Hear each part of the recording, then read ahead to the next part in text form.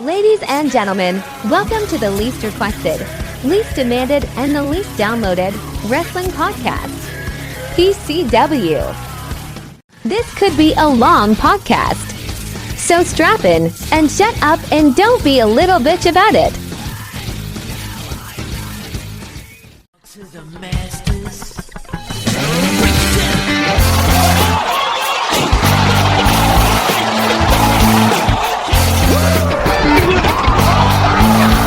Ruthless aggression.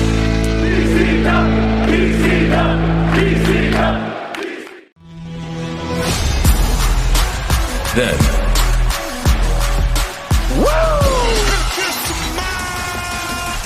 now acknowledge me. the king of kings. You can't see me. Forever.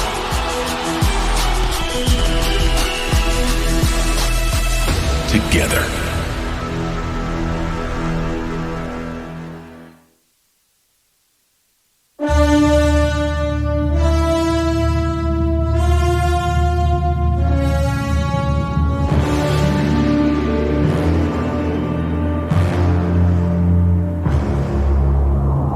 London.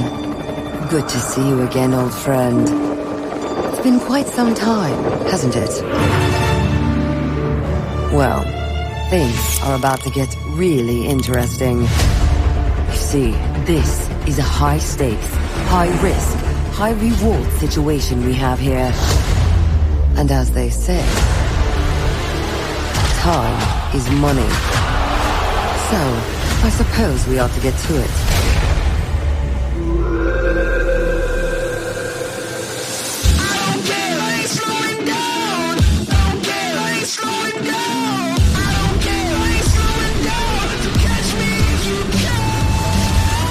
Climb the ladder, grab the briefcase, decide a championship opportunity.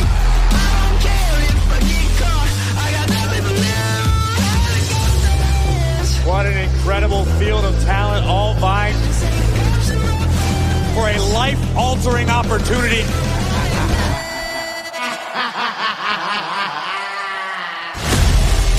I'm gonna take your momentum, your title. I'm gonna take it all. You're just a deadbeat dad. These cheap shots have proven to be effective.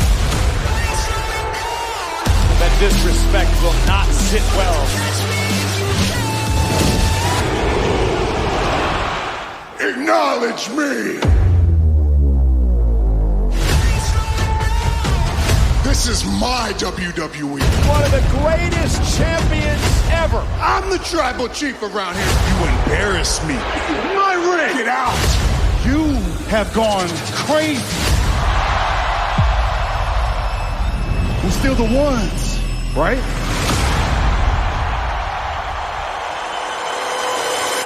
No.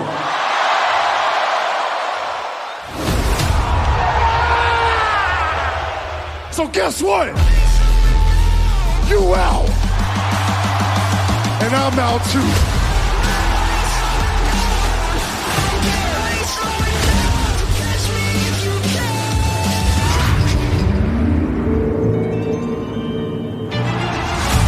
Prepare to be shaken Oh my God! and stirred. The fuse has been lit. Who wants it most? Change your life forever. This is Money in the Bank.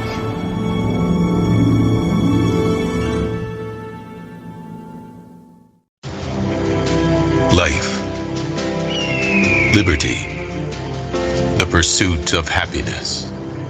We hold these truths to be self-evident. To party. Tonight, we celebrate the 4th of July like only WWE can. So get ready for the big time. Big time bets. Grab your best bro. And prepare to live for the moment. Morgan's gonna cash in. You only live once. Tonight, we burn it down. Tonight, we break the bank. You guys love me. I get it. Tonight, you don't want to miss the EST of holidays, the 4th of July edition of Monday Night Raw.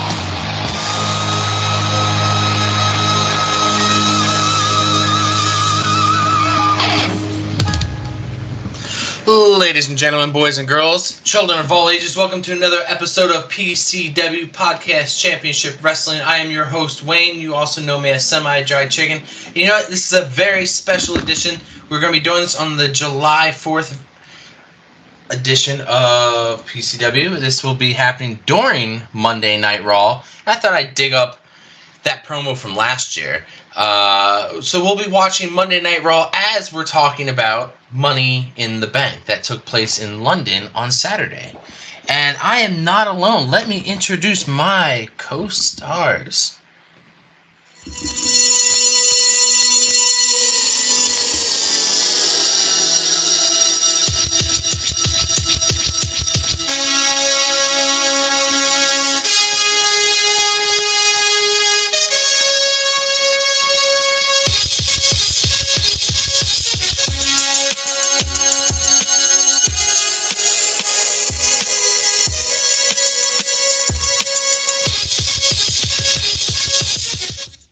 Dre, welcome back. Yo, what it do, PCW crew? All right, and our left-hand man.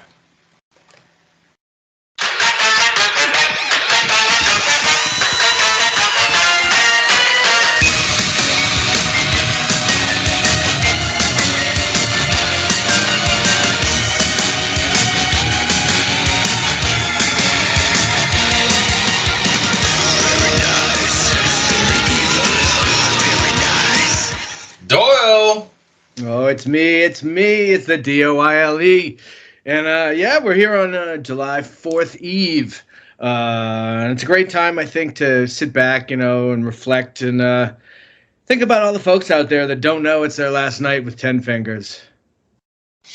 Yeah, isn't that the truth? Side note, I had the grill out yesterday. No fireworks involved, but I did burn some arm hair off, putting some lighter in the grill. But you know what, though? If I didn't burn something, then is it really July 4th? Is it really American? You have to burn something. Yeah, it's just some hair in my arm, that's all. Nothing big, but I did create some fireworks in my backyard doing that. Some freedom hairs. Yeah, freedom hairs. I can still smell it. Hey, we've had a hell of a weekend so far. This pay-per-view took place, on a Saturday afternoon. It wasn't quite like the last one we had where it was like 1. This one was around 3 on the East Coast. So I kind of enjoyed it, being in the afternoon.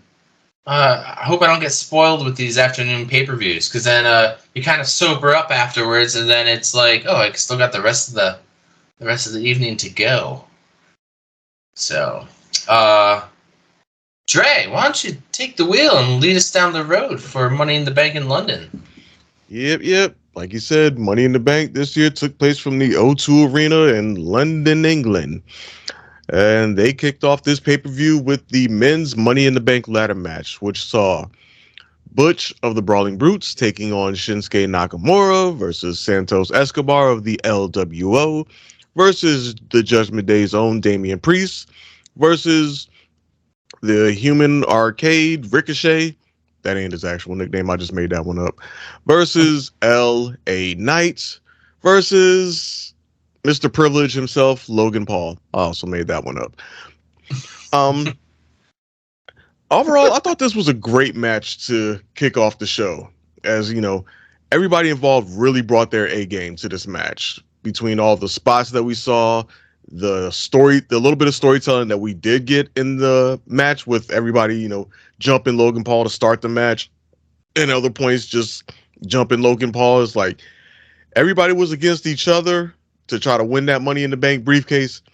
But the one thing they were all unified in was in whooping Logan Paul's ass and making sure that if nobody else won, his ass ain't win. So I appreciated that a little bit in the match. And We even saw a little spot later on with Logan Paul trying to recruit Damian Priest to his side, which worked for all of maybe 30 seconds before Damian Priest turned on him and punched him dead in the face. Ultimately, the final winner of the match, the person who retrieved the Money in the Bank briefcase, was Damian Priest himself. So he's now known as Senor Money in the Bank moving forward. Mm-hmm. And one of the other big surprises in this match, at least kind of a surprise to me, was just how over LA Knight was. And which to me has seemingly came out of nowhere. So my first question to you all, in addition to your thoughts as always, my first question is not so much how, but why is LA Knight so over with the WWE universe? Because I want to propose something to you all, a bit of a theory. Yeah. Well, not so much a theory, but just a proposition to y'all. There isn't really much difference right now, at least, between LA Knight and Austin Theory. And yet, LA Knight is way more over than Austin Theory. Despite the fact that way more charisma than Austin. I think LA Knight has way more charisma. Well, we can get into that, but despite the fact that if you stack their resumes against each other within the WWE, right, Austin Theory has a much stronger resume. He's a multi-time U.S. champion. He has a signature-ish win over John Cena at WrestleMania. Ish. He's been involved in some pretty high-profile feuds. He's been in some significant matches, the Elimination Chamber match, and other such things. LA Knight, this time last year, was freaking Max Dupree. Yeah. Oh, yeah. And then he was going absolutely nowhere, just floundering on SmackDown, basically a nobody. And since he switched over to becoming LA Knight, still hasn't had any feuds of note, hasn't had any signature wins or anything of note. Really has not done anything of true significance prior to this Money in the Bank match. And yet he is over as fuck. So the question to y'all is, why? Well, I'll start with you, Wayne. Okay, yeah. You want to compare Austin Theory? That's a good comparison with a guy who's been the United States champion for so long. These guys are both heels, and we have different versions of heels. We have heels that we truly hate, that nobody likes, that every time that person grabs the mic, you loathe them, right? And then there's guys that you love to hate. And I just think that LA Knight just has it. Now, there's always these comparisons. People are saying, oh, he's like The Rock, or he's like a Stone Cold ripoff. I'm like, okay, but those guys connected with the crowd. Is that why we're so comparing him to those kind of guys? Because he has a catchphrase. He has a way to, second he grabs a microphone, to connect with a fan. The catchphrase is definitely a big thing.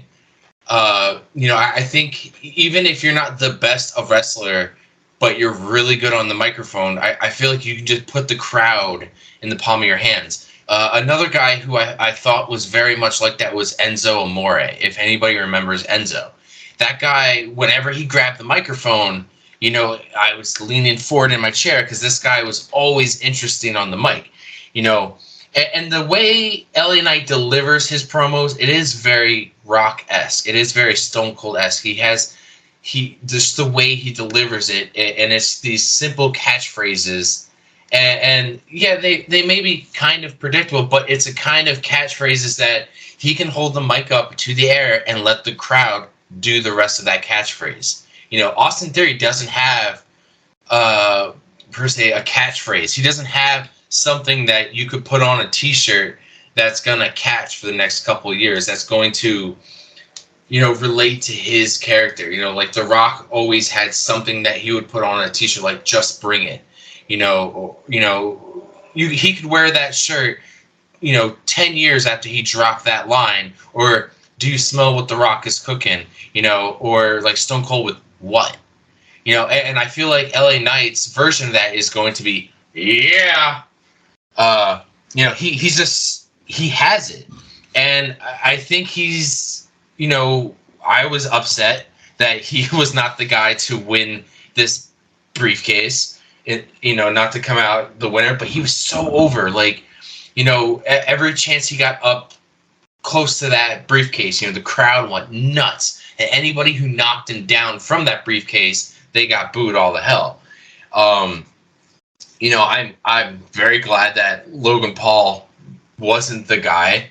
Damian Priest was kind of a dark horse win for us. We'll discuss that then. But yeah, I just think that LA Knight's going in a different direction. He doesn't need the briefcase, I guess. I assume they have big plans for him. And if it's to hell, maybe he's the one who should have the United States Championship title around his waist. I mean, him with the title. I mean, maybe it is. Maybe we've been thinking about this all wrong. Maybe it's not a heavyweight title. Maybe it's a mid-card title he needs. And maybe him sliding in and taking that United States title from Austin Theory might be what's best. I just don't think Austin Theory has the same type of charisma that LA Knight has. As much as people want to sit there and complain, he's just a ripoff of The Rock and so. Those are haters. Haters are going to hate. People are always going to find something they don't like about a wrestler.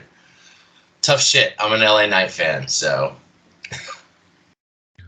Well, to that point about people saying that he does rip off The Rock, he did quite literally tell Logan Paul that he could shove something up his candy ass during a promo a few weeks before. So, I mean, it ain't completely off base. But Doyle, what are your thoughts on the match and LA Knight and his? Well, his popularity. Yeah. All art borrows from other things, right? Like, you wouldn't have any of the bands we have today without the Beatles, who wouldn't have had anything without Chuck Berry, who wouldn't have had, so all imitation is the sincerest form of flattery.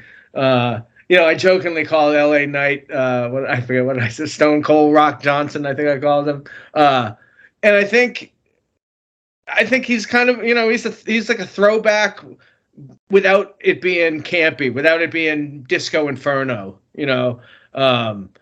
and I bet you if you could demo out who he's most popular with, I would bet it's males over 30, that grew up either in their teens or young adolescents, teens or 20s watching Rock and Austin and the Attitude Era. So I get all these wrestlers talking about, using slang words. I don't know what the hell they're talking about. I don't know who this Bad Bunny character is. And LA Knight is like, you know what? I know who this guy is. He's got a great theme song. He comes down. He says his catchphrase. He's got a pretty basic moveset. He's not flipping and flying. And I know who this guy is. So I think that may be part of the connection. I guess I have a lot of that in my notes for the match because the first thing I have is LA Knight might have got a bigger pop than Butch, which is pretty crazy, right? And speaking of Butch, they fucking kept saying hometown, but he isn't from London. Wade Barrett kept saying it, and Wade Barrett ought to know because he isn't from London either. It's like saying somebody. It's like being in Cleveland and saying somebody from Pittsburgh is in their hometown. They're not. They're not that far from each other, but it's totally different. That just drove me crazy. They're in the same country, sure. I get that, but it's not hometown. Anyway, I loved. There was some good wrestling logic in this match, which often goes out the window in matches like this. Like right off the bat, everybody's on the outside. Logan Paul kind of tries to sneak in and climb the ladder while everybody else is distracted. Like shit like that should happen so much more often. when a champion comes down and says like, I have an open contract here. I'll whoever wants to come down and sign it gets a match, whatever. People should be fighting down the aisle to get to the contract. But it's always just one person comes down, uncontested. I'll sign it. So I like when there's, of course, and we'll get to it in the women's match. The women's match had a lot of bad wrestling logic. Oh God, Michael Cole, insufferable this fucking pay-per-view. He's been so good recently, especially since Vince sort of retired. Kind of like he sort of blew up in that limo that time. Fucking Butch pulls out the cricket club, and Michael Cole says, "Oh, what is that? Or a cricket bat, rather." Michael Cole said, "What is that? A club?" Like it was just so obviously a written line. And the shilling with the fucking Bud Light. Oh my Lord. Yeah. Jesus Christ. Let's see. I think they learned a cool lesson during the pandemic, and we saw some of it here. A lot of it's bloodline stuff. But when we heard, I forget who mentioned it, Logan Paul and Damian Priest kind of teaming up, you heard what they were saying to each other. And I feel like in the past, you kind of would see wrestlers gesturing or whatever, but you didn't always hear what they were saying to each other. And I think a lesson during the pandemic was to start to show us more of that. Like an example I think of was one of the most famous, I would say, instances of a wrestler talking to another wrestler and it being part of the story is, "I love you. I'm sorry." Now, we didn't hear it. We saw his lips move. Right. And I think in today's day and age, you would have heard it clear as day. But I kind of like in matches like this when you kind of hear say, no, you put the ladder over there and then I'll do this. I kind of like hearing them, the mini team ups you get, even if it's just for a move. Definitely. It adds to the storytelling. Yeah, it deepens, your connection with the characters a little bit. And I think the Bloodline have used that to great effect. Great effect. Yeah. Oof. I loved Logan Paul's splash on the Priest on the ladder. It looked fucking brutal, but immediately, and this is what a great crowd. You still suck. You still suck. That makes me wonder too. Have they modified their ladders to a extent? Because you remember back in the day, ladders used to seemingly crumble all the time under impact. Yeah. Now, they look a lot stiffer than they have in years past. These ladders don't give no more like they used to. Yeah, I don't know if that's a good thing or a bad thing, because I do recall, ladders during the matches, they would break, and then to the point where they couldn't even use them anymore. That's why they had so many.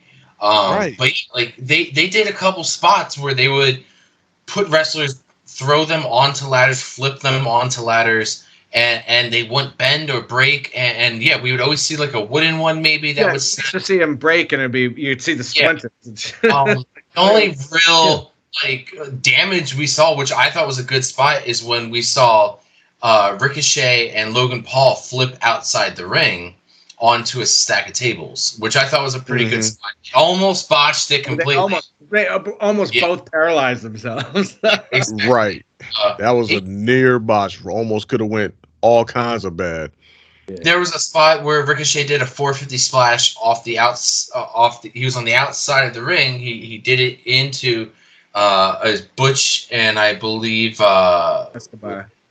Yeah, Escobar, that they were laying on the ladder. Which, by the way, that spot where they placed the ladder between the ring and the ladder that was in the center, it happened during the women's, and it's just the way they did it was so, I don't know, just the way they set it up. I was kind of like, I kind of see the spot coming. Deliberate. It's blatantly obvious. Go ahead. Ricochet flip.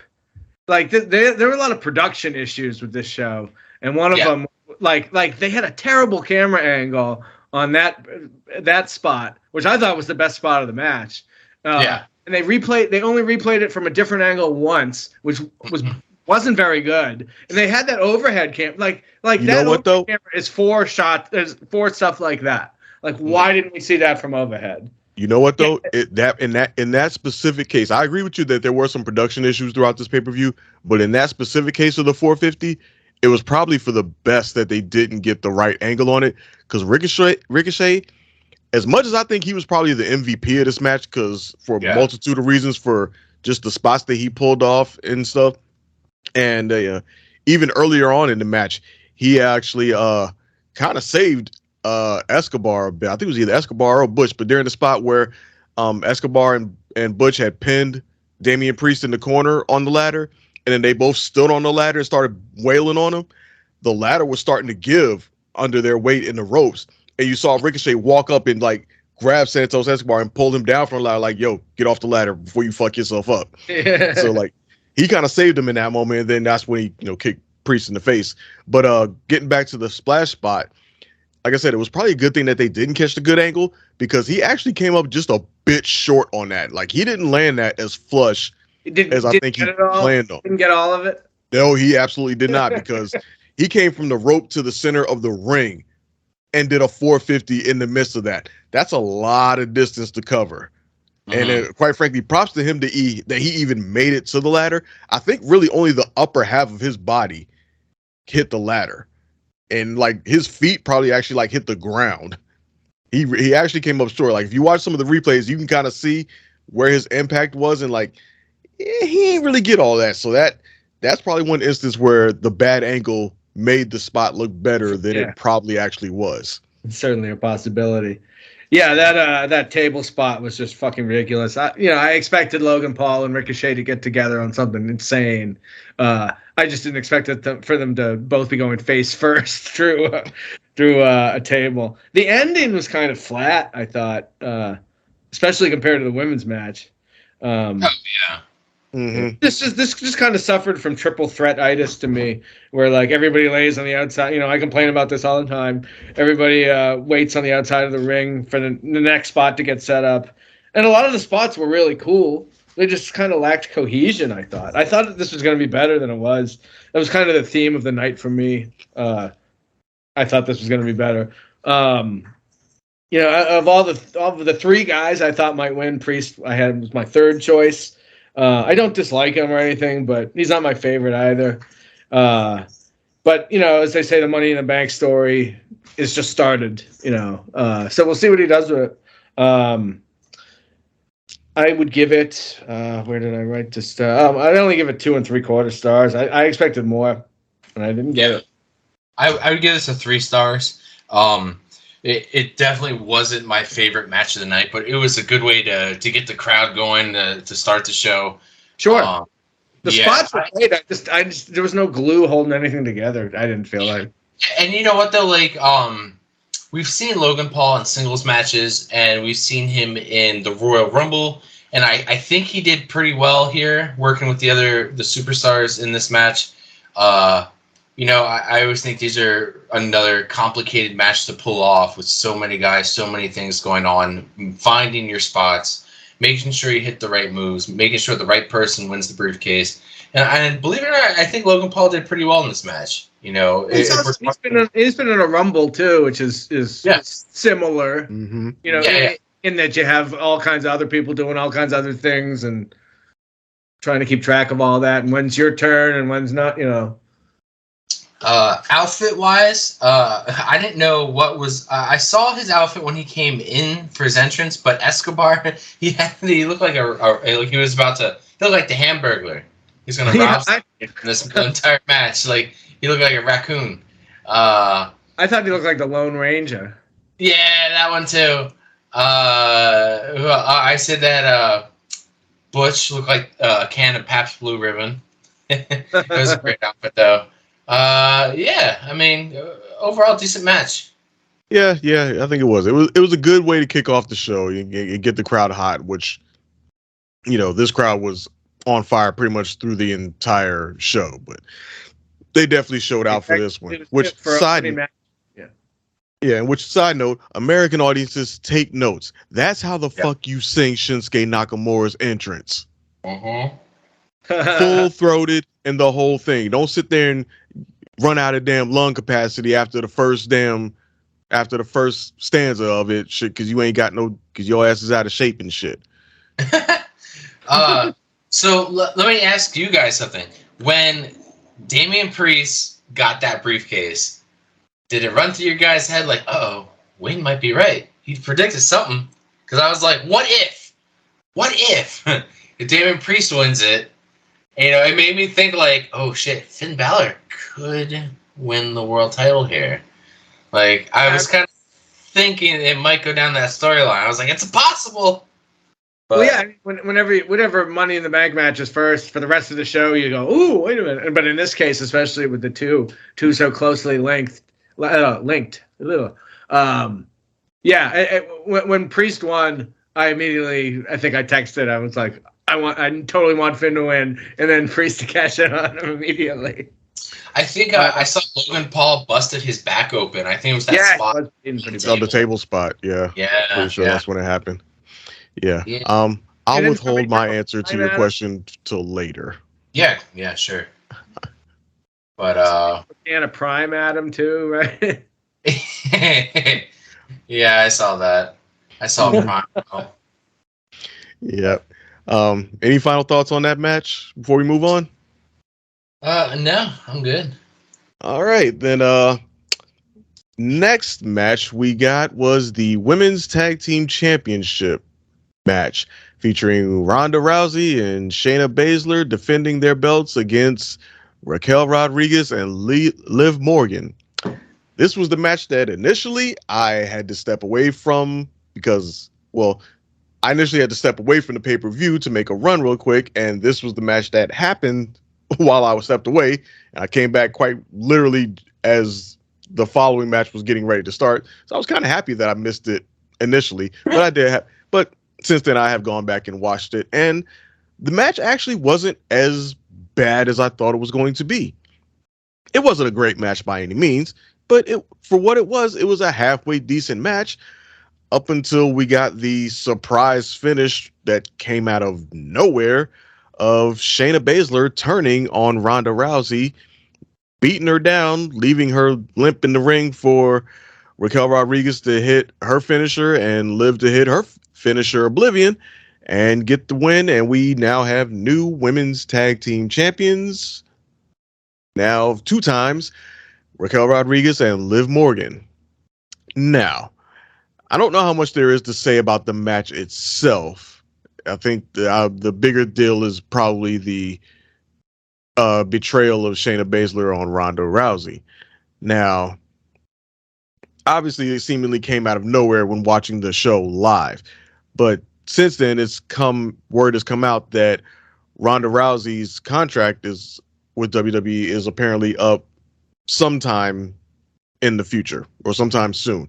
And she apparently has a hard out date on her expiring contract, meaning that when her last day is her last day. Ain't no renewing, ain't no we gonna come back to the table and work this out, ain't no I'm doing pro bono stuff. This it, last day, done. And apparently Ronda wanted her final feud, or before she was out, she wanted to work a program with Shayna Baszler. And so that's this betrayal that happened at the pay-per-view seems to be the genesis of that. And that seems to be the direction that we're probably going to be going moving forward, and probably for the remainder of Ronda's tenure with WWE. So in addition to whatever thoughts you all have on the match, I want to ask y'all this question. Can a feud with Ronda Rousey help restore Shayna Baszler as a top singles competitor like she was known as back in her NXT days? Mm-hmm. Wayne, start with you. Yeah, I mean, absolutely. Shayna's going to need this win. It's definitely going to elevate her, especially if Ronda's on her way out. You know, either you're retiring or you're out. We always say, like, go out on your back. Put somebody else over. And Shayna's going to be the right person for Ronda to put over for this match. Because, Ronda is a former women's champion, multiple-time women's champion. She's beaten the best of the best. She's, a former UFC champion. She's a legit badass. I just think that, I was thrown off by this. I mean, the match was only 9 minutes. I totally could see how you could miss it. I mean, you go to the bathroom, take a nice long dookie, you're going to miss this match. The match itself wasn't all that great. I don't think any of us really predicted that the titles were going to go back to Liv and Raquel. I guess that WWE had longer plans with them running with the titles. So, Liv got injured. She's back. Let's put the titles back on and go back to the original plan. I originally thought, hey, Shayna Baszler and Ronda Rousey, what a hell of a tag team. These women can, run the rosters dry and be a very dominant tag team. And then the group that beats them will be pretty legit. And, it didn't last long. Didn't last long at all. I mean, they kind of got it. They kind of got the titles in a shady way to begin with, due to an injury, and I think even Ronda was nursing an injury, when they originally won the titles. Yeah. I think the original plan was for Ronda and Shayna to win the tag titles much earlier, but Ronda was injured, and hence those plans also had to get put on hold. In addition to, Liv's injury, postponing, putting a wrench in their plans as well. So, I mean, I guess they elevated them a tad bit more as a tag team because they beat the NXT Women's Tag Champs. I mean, it didn't seem like it was much of a challenge, much of a feud at all. They beat them pretty easily, unified those titles. We didn't see them come out with them at all. So I guess the NXT Women's Tag titles are gone. Yes, they are retired. They're retired.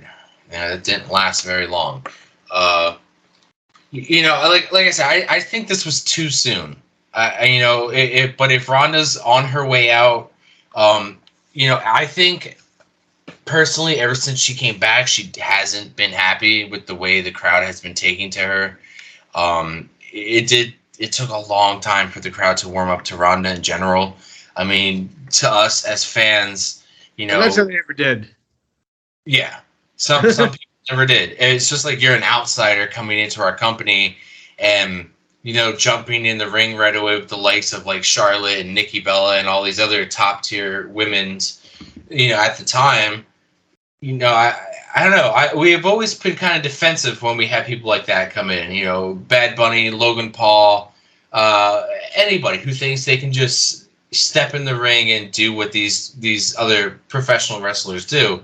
Ronda has put in her time. She definitely has. She definitely has gotten better in the ring over time and still god awful on the microphone.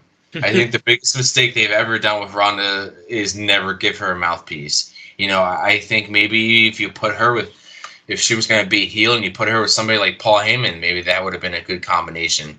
But I just think she just didn't have a good mouthpiece. I think that would have been great for her career because she's just awful in the mic, and Shayna Baszler's no better either. Like anytime either of them would give a promo, it was cringy. I couldn't watch it. It was just awful. Liv and Raquel could do better promos on the mic, so it will be a little bit more interesting as them as champions. As for the feud of Shayna and Ronda, yeah, like I said, Shayna needs this win. The elevator, beating Ronda one-on-one clean would be a big deal for her.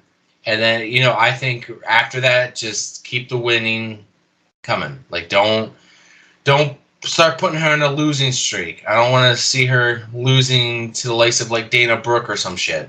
I want to see Shayna just crushing it.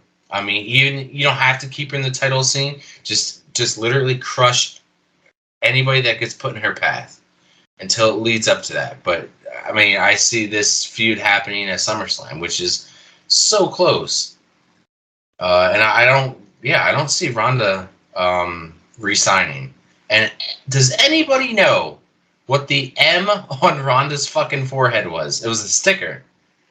Anybody know? Because I still don't. Yes, I absolutely do know. And I mentioned some other examples in the Discord, which, by the way, if you're not in the PCW Discord, join it. But this pay-per-view had a whole lot of people really letting their nerd flag fly on this show, which I didn't bring it up in the well, we didn't have anybody of note in the in the men's Money in the Bank ladder match. Although some people did say that Damian Priest, that little garb or shoulder thing he had on, apparently some people said that was a bit reminiscent of Skeletor from the old He-Man days and stuff. I haven't taken a good look at it to verify. And there are some other people who let their nerd flags fly, which I'll mention later on when we get to those.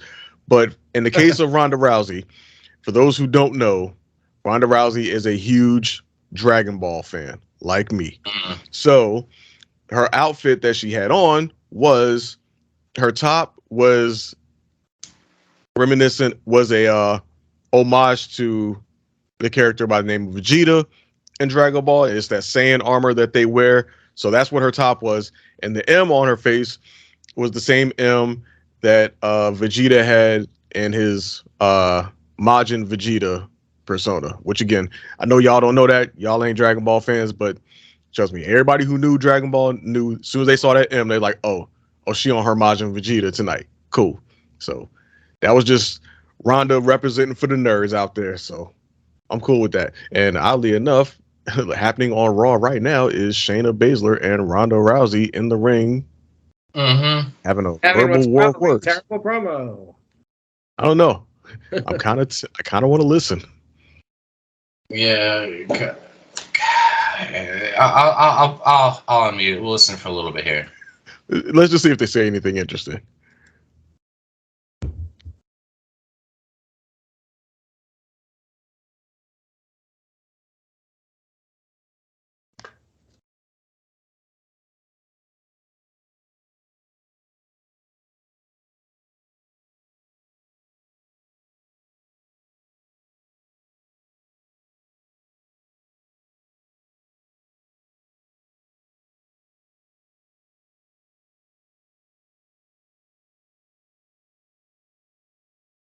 Ooh, there's some feelings being felt in this promo, though.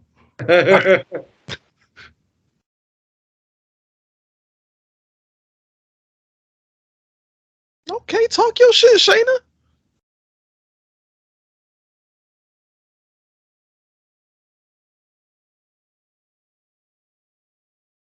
Shayna speaking them facts. Yeah.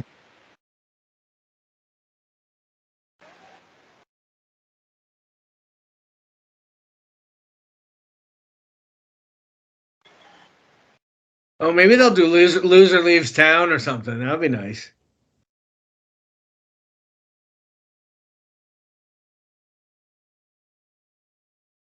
Well, the crowd is clearly pro Shayna.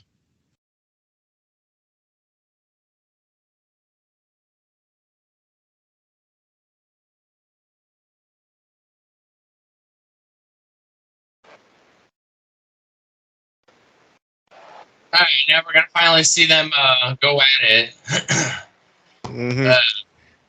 Ronda did a very piss poor kick to Sheena outside the ring. Yeah, that's terrible. Ronda got Sheena and she's trying to put her in a sleeper hold. Sheena basically grabbed her by her terrible braids, flipped her over, and got her in a nice ankle lock. Yep. So obviously, this is clearly setting up a match, probably for SummerSlam, and if not beyond, because obviously we don't know when Ronda's hard out day is. So clearly in this feud, it looks like Shayna Baszler is going to be the face. Oh, damn. Knee to the face. Ooh. Okay. Anyway. Yeah. So it clearly appears that Shayna's going to be the face. It clearly appears that Shayna Baszler is going to be the face in this feud, and Ronda's going to be the heel. So I'm cool with that. If this helps get Shayna Baszler over and gets her, restores her status, what she once was, as that, that dangerous threat and that beast of a person that she was known for being in NXT. Hell yeah, I'm all for it. And you know what? Well, I know we talked about it was going to be a bad promo on the mic. That wasn't that bad. At least not from Shayna's end. Yeah, not from Shayna's end. Yeah, from Shayna's end. Shayna speaking from the heart. She was speaking them facts. Spoke about how this is a passion for her. Spoke about her grind from the top and how she didn't just waltz in like she said, like about Ronda. Didn't waltz in and just get immediately, ushered right to the top of the women's division. She's had to scratch and claw and grind her way to where she's at. Hey, they might have something there. At least it's a good start. I'll give it that. It's a good start to the feud. And we'll see where it goes from there and if they can stick the landing in the end. So on a side note, I wanna point out here, after that little promo, we got the Alpha Academy, and they panned the camera on Otis he was in a headlock from Maxine, and his face is just buried in her chest, and I was just like, damn, how does Otis always get all these good fucking spots? Funny guys, the funny guys get the chicks, man.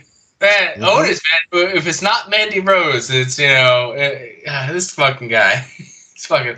This guy's lucky.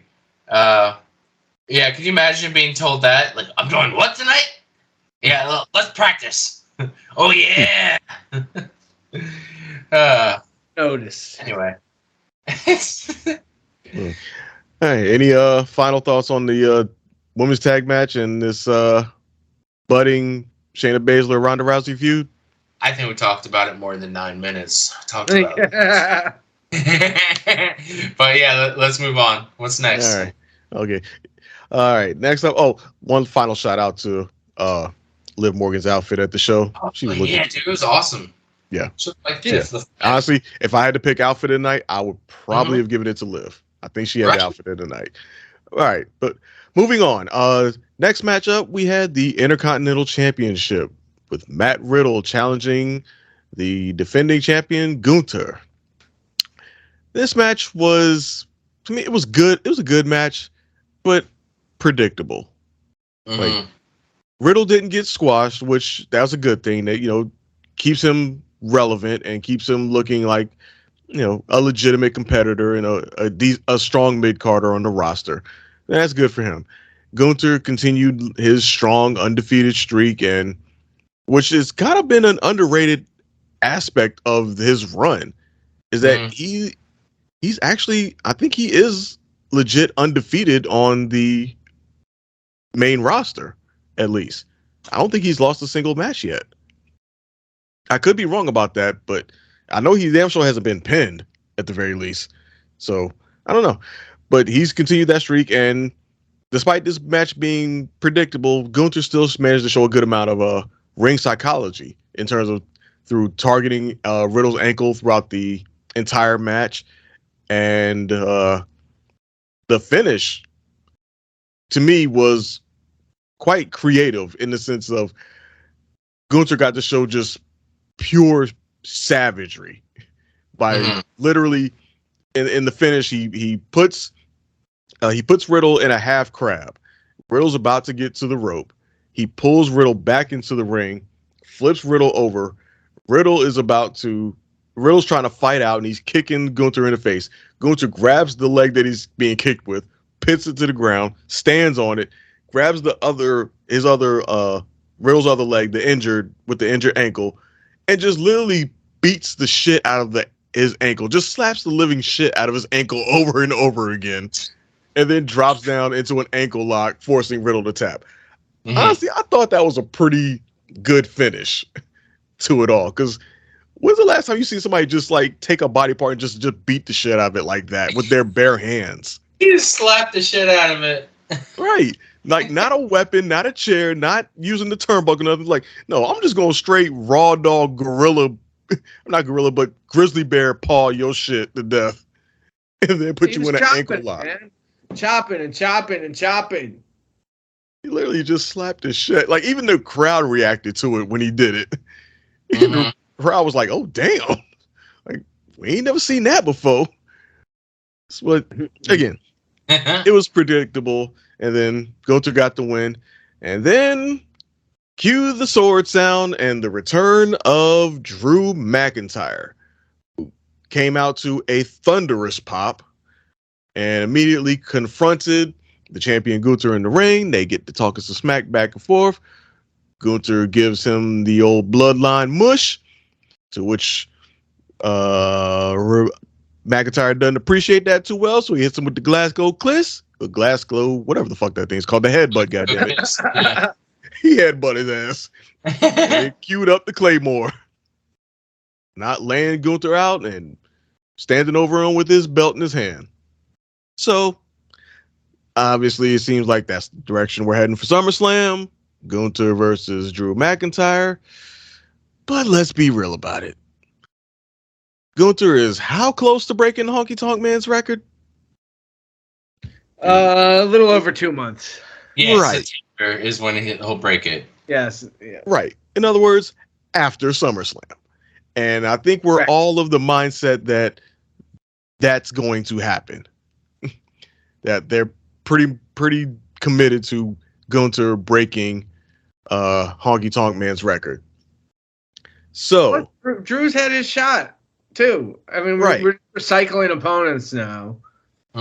Exactly. And I mean, it'll make for a good SummerSlam match. Obviously, they're, even though we all are pretty sure that Drew ain't gonna win, he's still a top talent in the WWE. And for SummerSlam, this is the kind of high profile match, especially for the Intercontinental title, that you want on a show like SummerSlam. So yes, it's a recycled one, but it's still going to be a high caliber match that can be a true slobber knocker and a slugfest, especially if it's, on the level of what we got from Gunther and Sheamus's feud. Those were some excellent matches we got between those two. Mm-hmm. But so we'll Doyle, I'll start with you and get your thoughts on the match. And I also want to pose this question to you all. Where does Gunther currently rank among the all-time Intercontinental champions? Ooh, good one. Good one. Okay. Well, let me ruminate on that while I tell you what I thought of this match. Yeah, this is where expectation or the weight of expectation started to rear its ugly head for me. I was really expecting this to be like a Matt classic, and it kind of just existed to set up Drew's return.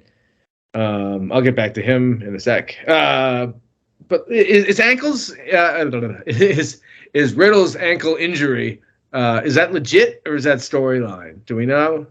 I believe that was storyline. I don't think it's a legit injury. All right, okay. Because it was just like, was that just to make him look weak or whatever? Like, I don't know. Yeah, I mean, I guess that was the story of the match, is that Riddle wasn't 100%. Just kind of seemed bland, like just should have been on Raw kind of match. Yeah, I guess that maybe they did it so that way Riddle could lose without looking too weak. Like let him save a little face with the fact that he was injured in the match, I suppose. Yeah, I did like you said you mentioned like Gunther's brutality, right? Like I loved him ripping off the tape on the ankle. When we did No Mercy 2002, episode 31, available in the archives, when Brock was tearing Taker's cast off. Man, I don't know why that shit gives me the fucking willies. Bandages getting ripped off or whatever. That just sends a shiver down my spine. And then when at the end when Gunther chopping the ankle, I thought that was fun. But yeah, this was a fucking disappointing match. I thought I only give this 2 stars. It just seemed to set up Drew's return. And other than that, it could have been on. I had some technical difficulties. I lost my internet. It was rude. But we are back. Doyle, you were ranting, raving about something, and then I guess my router fell asleep. What was it? I think we were placing Gunther on the all-time list. It's hard to say who's 1, 2, or 3. I think you have to put him in the top 3 if he breaks the record. Even if he doesn't break the record, at this point. And I would put him next to Macho, and I would put him next to probably Chris Jericho, who has the most Intercontinental Championship reigns. I think he's like 18 or something absurd like that. So Jericho is your current GOAT of Intercontinental Champions? No, that's just my top three in some order. I don't know what order. If Gunther breaks the record, it's probably hard to keep him out of the one slot. Mm-hmm. Yeah. I don't know exactly where I would place him. I think as it stands right now, having not broken the record, I think he's definitely top 5 right now. Even if WWE somehow makes the decision to not have him break Honky Tonk's record. I think Honky Tonk himself has to be in the top 5 just for being the record holder. He was awful. He was, but just the simple fact that he's the record holder. Like he would lose by count. He would lose by count out all the time and not lose the title. He was such a shit heel. I mean, he was a great shit heel. Don't get me wrong. Right. But but right now he's the current record holder, so you gotta, right now, that's what I said currently. Now maybe once he no longer has that record to rely upon, then maybe he'll fall down the rankings. But as of right now, as the record holder, you kinda gotta put him in the top 5. I think obviously Jericho as well. Like I said, there's Jericho, Honky Tonk. You probably have to include. Sorry, I was way off. Jericho only 9 times, but still the most reigns. Mm-hmm. I think Scott Hall is probably one of the greatest IC champs of all time. And he had multiple reigns, and obviously one of the most legendary IC title matches of all time with him and Shawn. Shawn is another person that might be considered as one of the all-time greats in IC champion. There's a number of people. I mean, the lineage that belt. How about a wrestler that's absolutely perfect? Definitely, yep. That's a great one. He's definitely one of the top.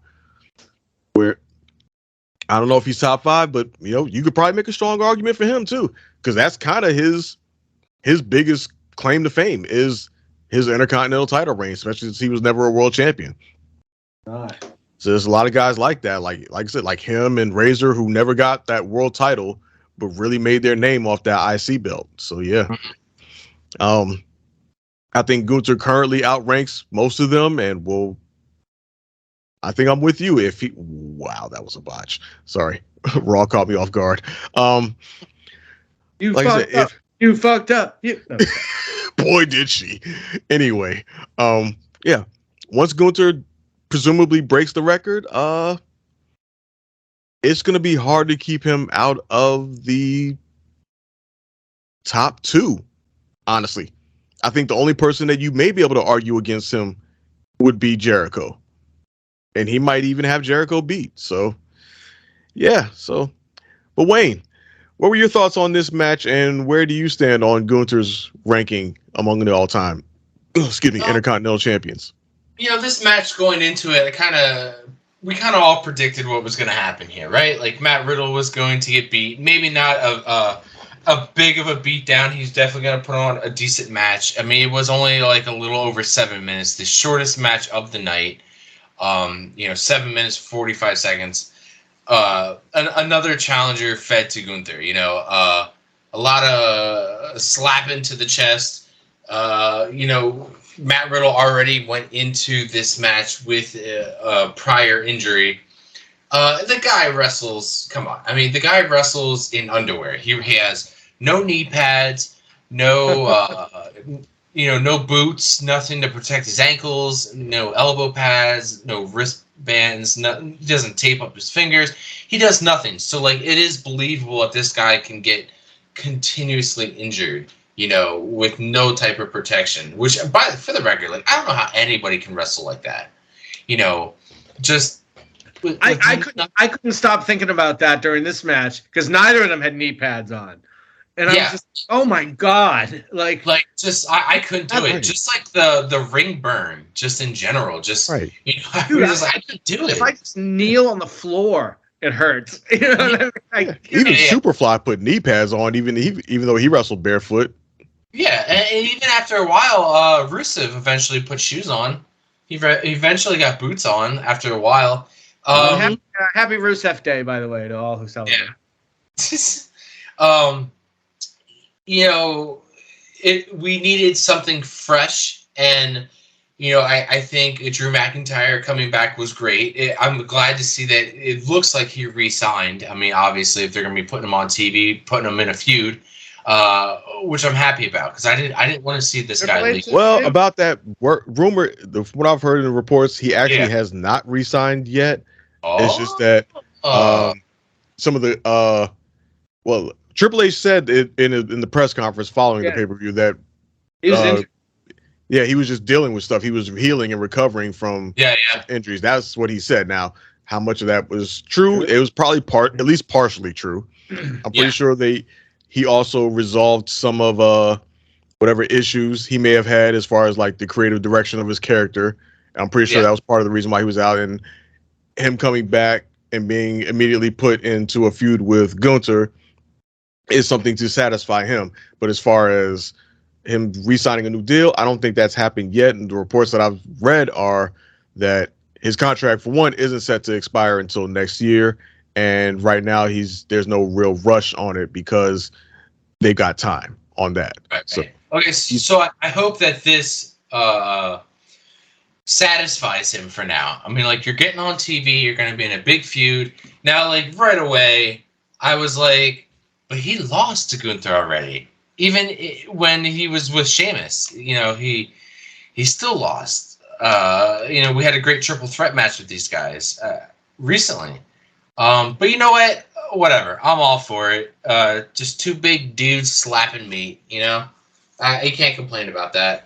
As for Gunther as the Intercontinental Champion as a whole, you know, for me, I can go back to WrestleMania 6 when we had the Ultimate Warrior as Intercontinental Champion versus Hulk Hogan for the WWE Championship. You know, matches like that. We had Razor Ramon versus Shawn Michaels for the Intercontinental title in the first ever ladder match. We mentioned Mr. Perfect. A couple guys who I think were always workhorses of that title. Goddamn motorcycles. The Miz. The Miz is definitely a workhorse of that title. Dolph Ziggler, Edge. You know, these are guys who kept the title. Even an earlier dashing Cody Rhodes. Like, these are guys who kept the Intercontinental title elevated still, kept it relevant, changing the title the way it was designed, maybe. You know, these are workhorses of the title. You know, Chris Jericho, another one. The Honky Tonk Man, you know, 454 days. That is incredible. Granted, it wasn't the best of the title run. 454 chicken shit title run. But then he loses to Ultimate Warrior and he's crushed in 27 seconds at SummerSlam 1988. We also mentioned Macho Man, Randy Savage. Oh, yeah. The cream of the crop always rises to the top. Can you dig it? And let's not forget Bret the Hitman Hart. You know, these are all fine Intercontinental champions. And I think Gunther's going to be right up in there in the top 5, for sure. Top 5. He may have not had top-tier matches, but he's definitely had great feuds. And you'll be able to go through that list and mark off people he's beaten. You know, he's beaten them all. Like we keep saying that they keep running out of feuds for this guy because the Ring General keeps beating everybody who gets put in front of him. So if for a modern day longest reigning Intercontinental Champion, he definitely got to be up there in the top 5, if not slowly the top 3. You know, I'm sure when he does lose it, hopefully it's after September, maybe towards the end of the year, maybe Survivor Series could be a good place for him to lose it. If he does, my concern is who he loses it to, because that's definitely going to elevate whoever that is.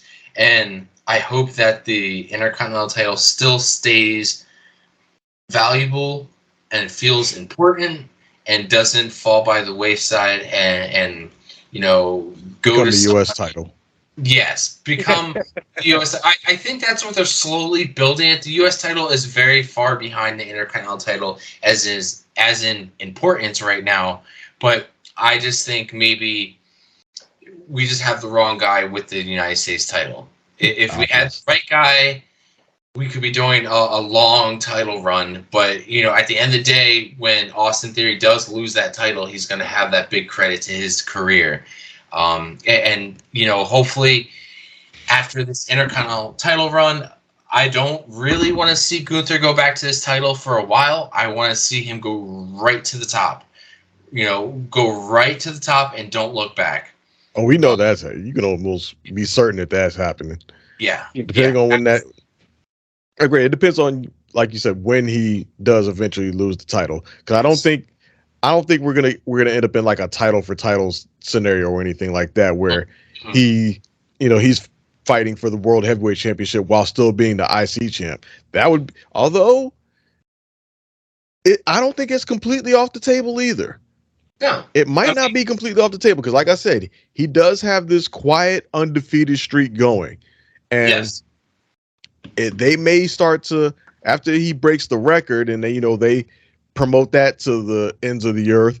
If he moves into the main event scene, they may start to mention that a bit more, how his undefeated streak. So I don't think it's completely off the table, but they may want to not completely monopolize both their belts into a single feud. So I do think it is probably more than likely that he will eventually drop the IC belt.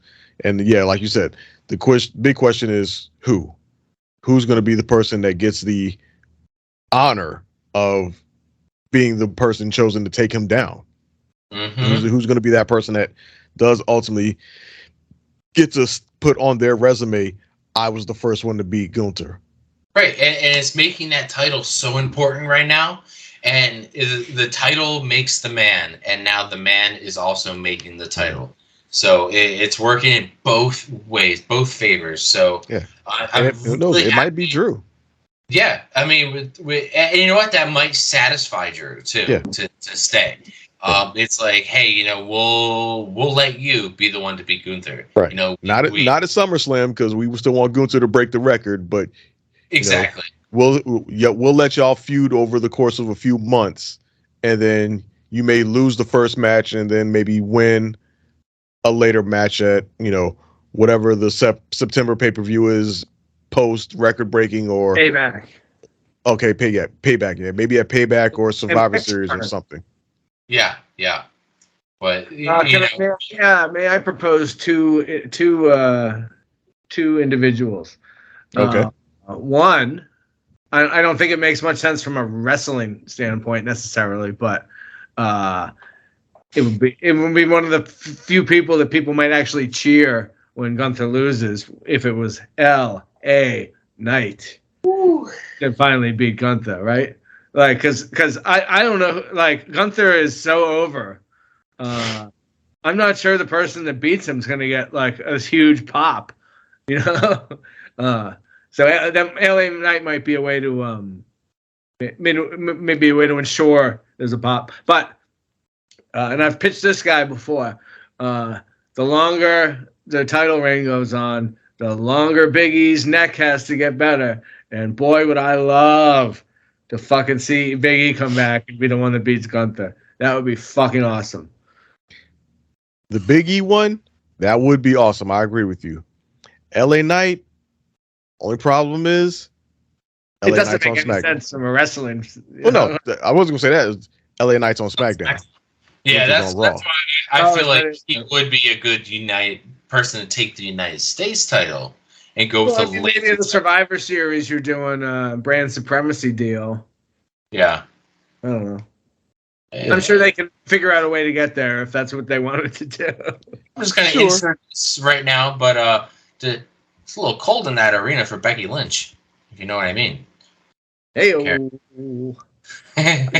but her sides are smiling.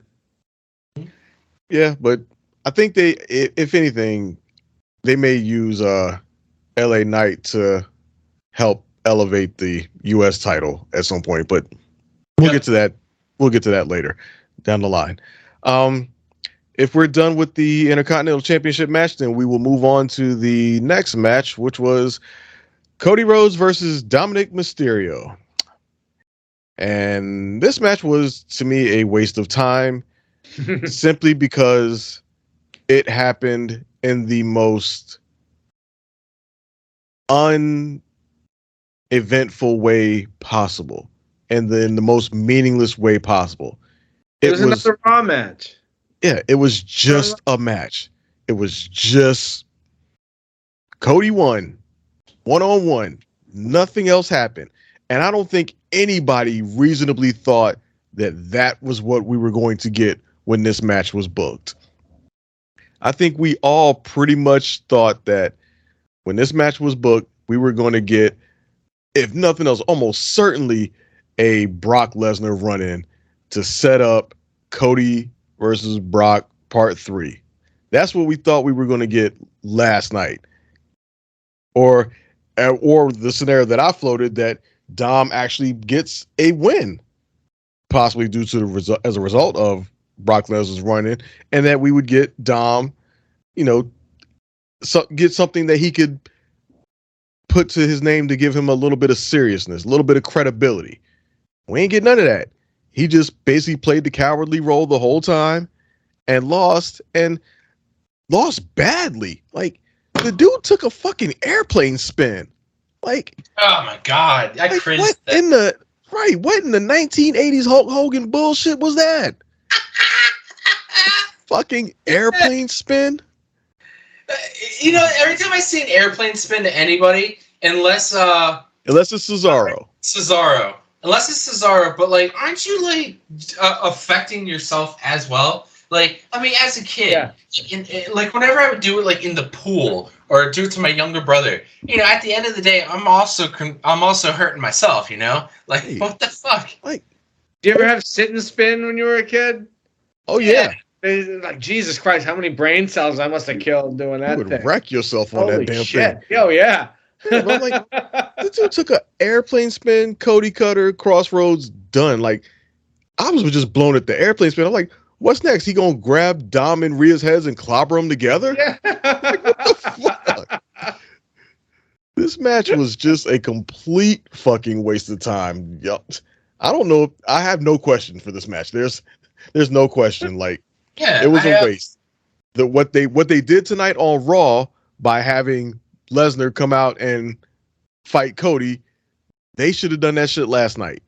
And the only reason I could think of that they didn't do it was either Brock didn't want to go to London or couldn't make it to London. Because I have a hard time believing that they really booked that match with that plan in place. Yep, y'all just gonna have this match and Cody just gonna win. That's it. That's the plan. There's no way that was their plan. Anyway, y'all have at it. What any thoughts do y'all have? Whoever wants to go first. Yeah, I'll go first. This match, I thought myself, this would be a good match because Cody will help elevate Dominic. He'll help put him over. He'll help put a good fucking match on. And unfortunately, that's not what we got at all. Side note, do you guys notice when he came out, he had a bunch of Nerf bullets on his chest? Nerf ammo. It looked like Nerf ammo. Just for his outfit. I don't know what the fuck that was about. He was probably terrified for his life. He spent the night in the Tower of London. Yeah. I thought for a split second Rhea shaved the side of her head. I was like, oh no. But here it's just really tight braids. Rhea looked damn good on her, by the way. Yeah. Rhea was the best part of this fucking match. She looked great. I'm assuming that's what's got to be with Brock. He didn't want to fucking come all the way to London because we all suspected possibly Brock interfering in this match, right? No, not at all. It was a very clean win. Rhea really didn't interfere all that much. This would have been, if I would have known this was going to be this kind of quality of a match, this would have been my bathroom break. But I kept sitting here hoping for something good to happen, some really good spot. But instead, we got, Dominic running half of the match and Cody having to go after him. Real chicken shit moves. I was really disappointed with this match. Whatever. Oh well. I'm like spent. I got nothing else to give these fuckers. Right. Yeah, I mean, yeah, this is yet another disappointment. I didn't expect it to be a fucking classic or anything, but I thought it'd be entertaining. And it really wasn't. A lot of Dom running away. His fucking offense is just so fucking weak. It just doesn't look good at all.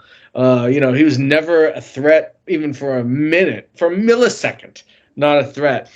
In this match. And the heel heat Dom is getting is so far and ahead away of where he is in the ring. Anybody can get the biggest boo of the night, but not everybody can get the biggest boo of the night every night for weeks and months on end. So, and that's what he's doing. So I believe he is a good performer, but man, the bottom is going to fall out sooner rather than later, if he can't start producing in the ring more. Did he skip NXT? He was never in NXT, was he? Who was that? Dom, no. I think he immediately just debuted alongside his dad. God, talk about a kid that could have benefited from even 6-8 months.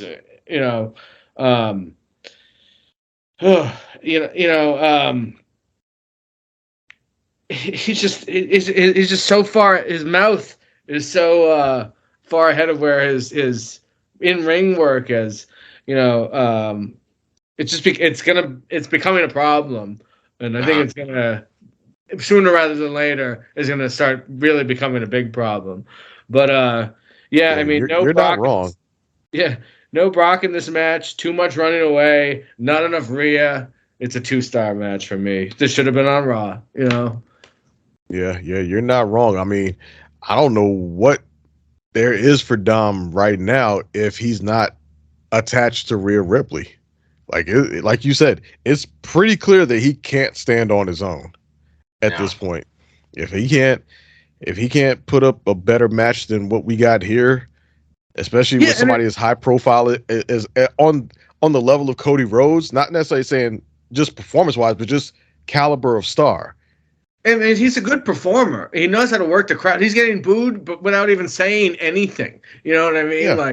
Like that is fucking nuclear fucking heat. Like guys go for 40, 50 years in the business and never get reactions like that, right? Let alone consistently.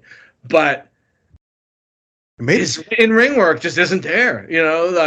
Sure, but it's something has to give at some point. Yeah.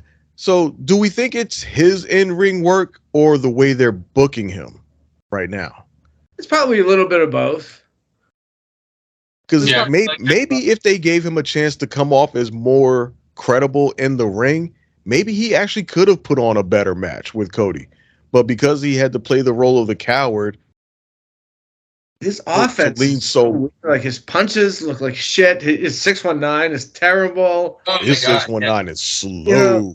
I don't think that's bucking, Yeah, I think he kind of. I know why he does the 619 because it gets the heel heat from the crowd, but he should probably drop that from his repertoire. Yeah. Right. And just he definitely needs to kind of work on some moves in his offense or something to improve. Yeah. But he's in a tough position. I'll say, because his father is maybe one of the top 5 ever. Certainly top 10 ever, and even if he's in the top 100 ever, he's still going to be a massively underperforming compared to his father. So no matter what the fucking kid does, it's not going to be enough. Yeah, especially since he's not as small as his father, so he doesn't necessarily perform the same level of luchador moves that would kind of that we associate with Ray.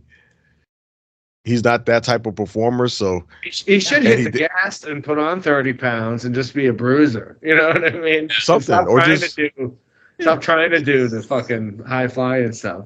I mean, not every wrestler's going to follow in their father's footsteps and be great, right? Like Curtis Axel or Michael McGillicuddy or whatever his name was not. He did not hit the same stride that his dad, Mr. Perfect, did. Ted DiBiase Jr. did. Even though his father wasn't a multiple heavyweight champion, he still didn't hit that popularity like his father did.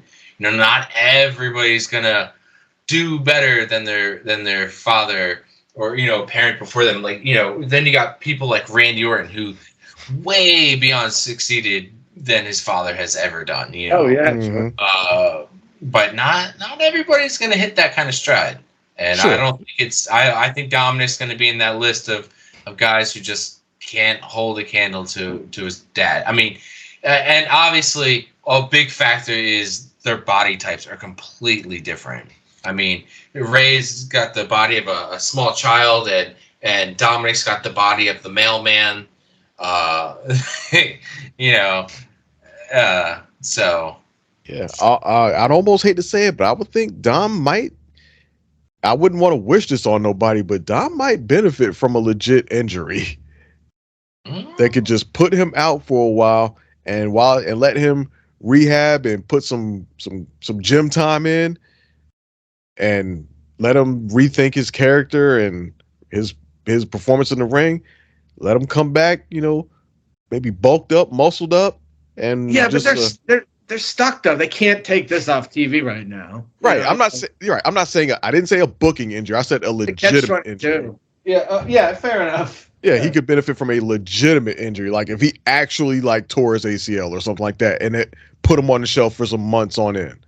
I'm not saying like we write him off television. No, I just meant he could, because obviously he's got way too much heat for them to take off television, and he's connected with the second hottest group arguably in WWE right now in the Judgment Day. So yeah, obviously he can't go anywhere, but if he could, if I say could, but if he were to suffer a legitimate injury that would put him on the sideline for a while, that could low-key end up be a blessing in disguise for him.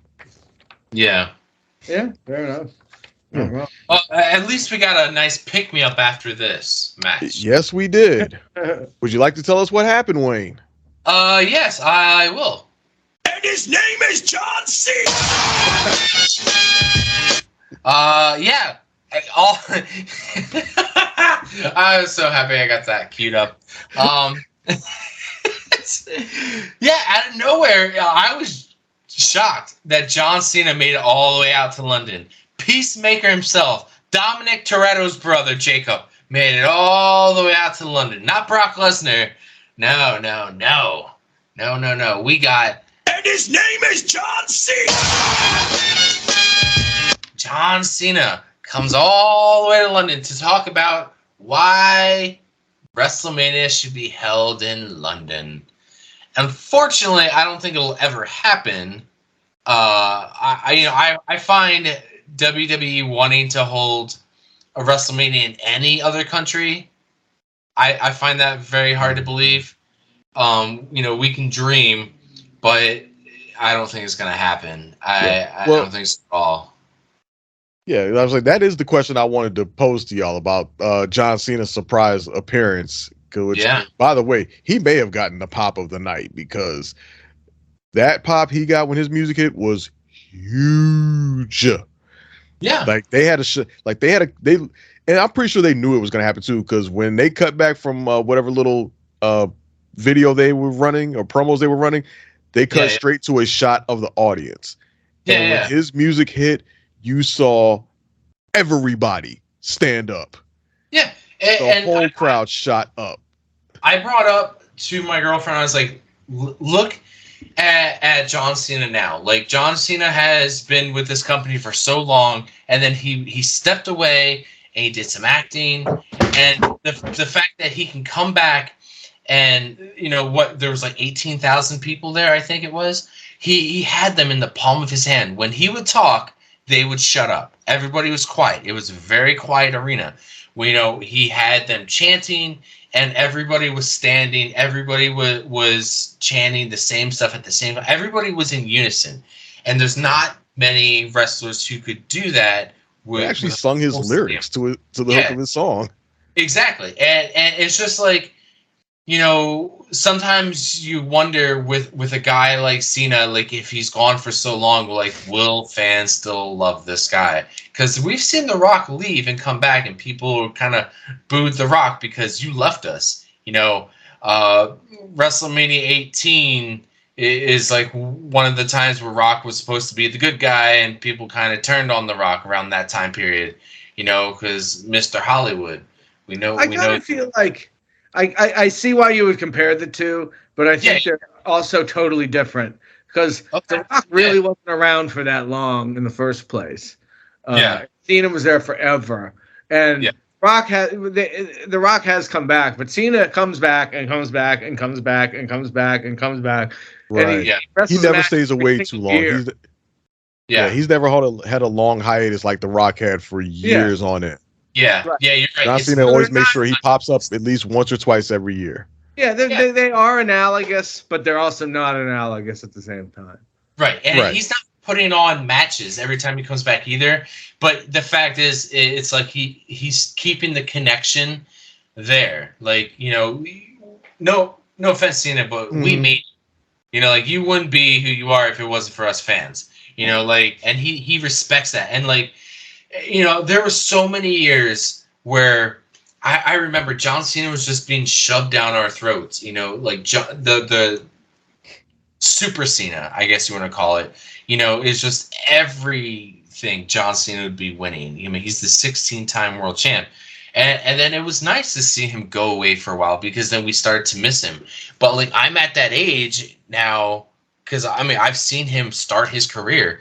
Now we're at the age where we're seeing him wind his career down, and I just have so much respect for that guy.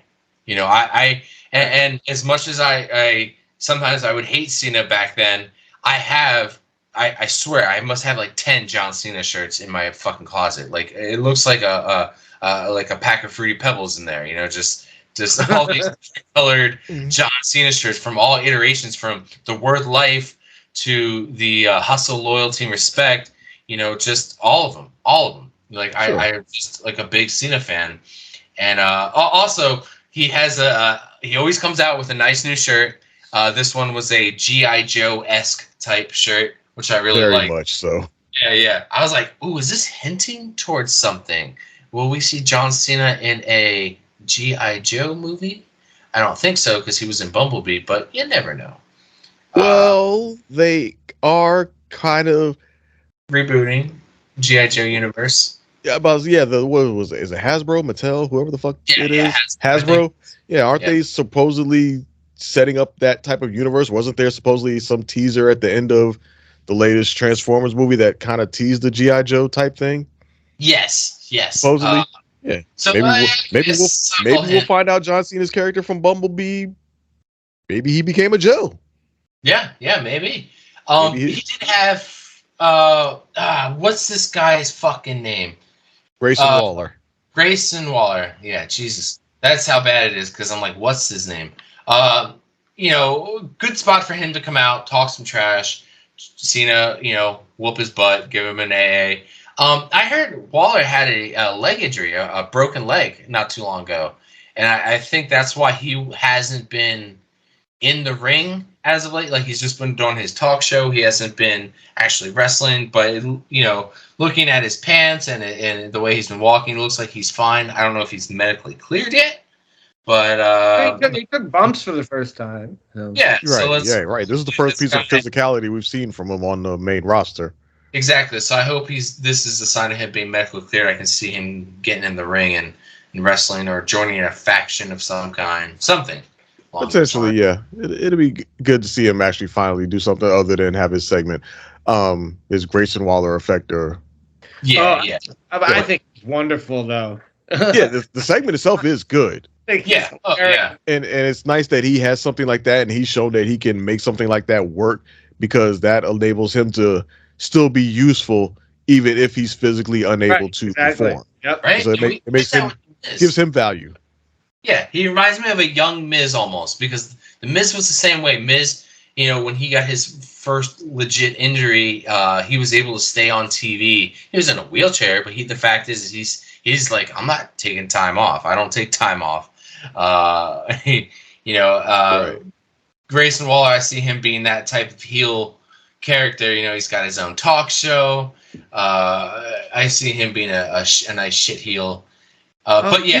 He's great though. The crowd gave him a wanker, and he said, "I don't have to do that or whatever." And the crowd just shut the fuck up. Like, that's some skill to handle that.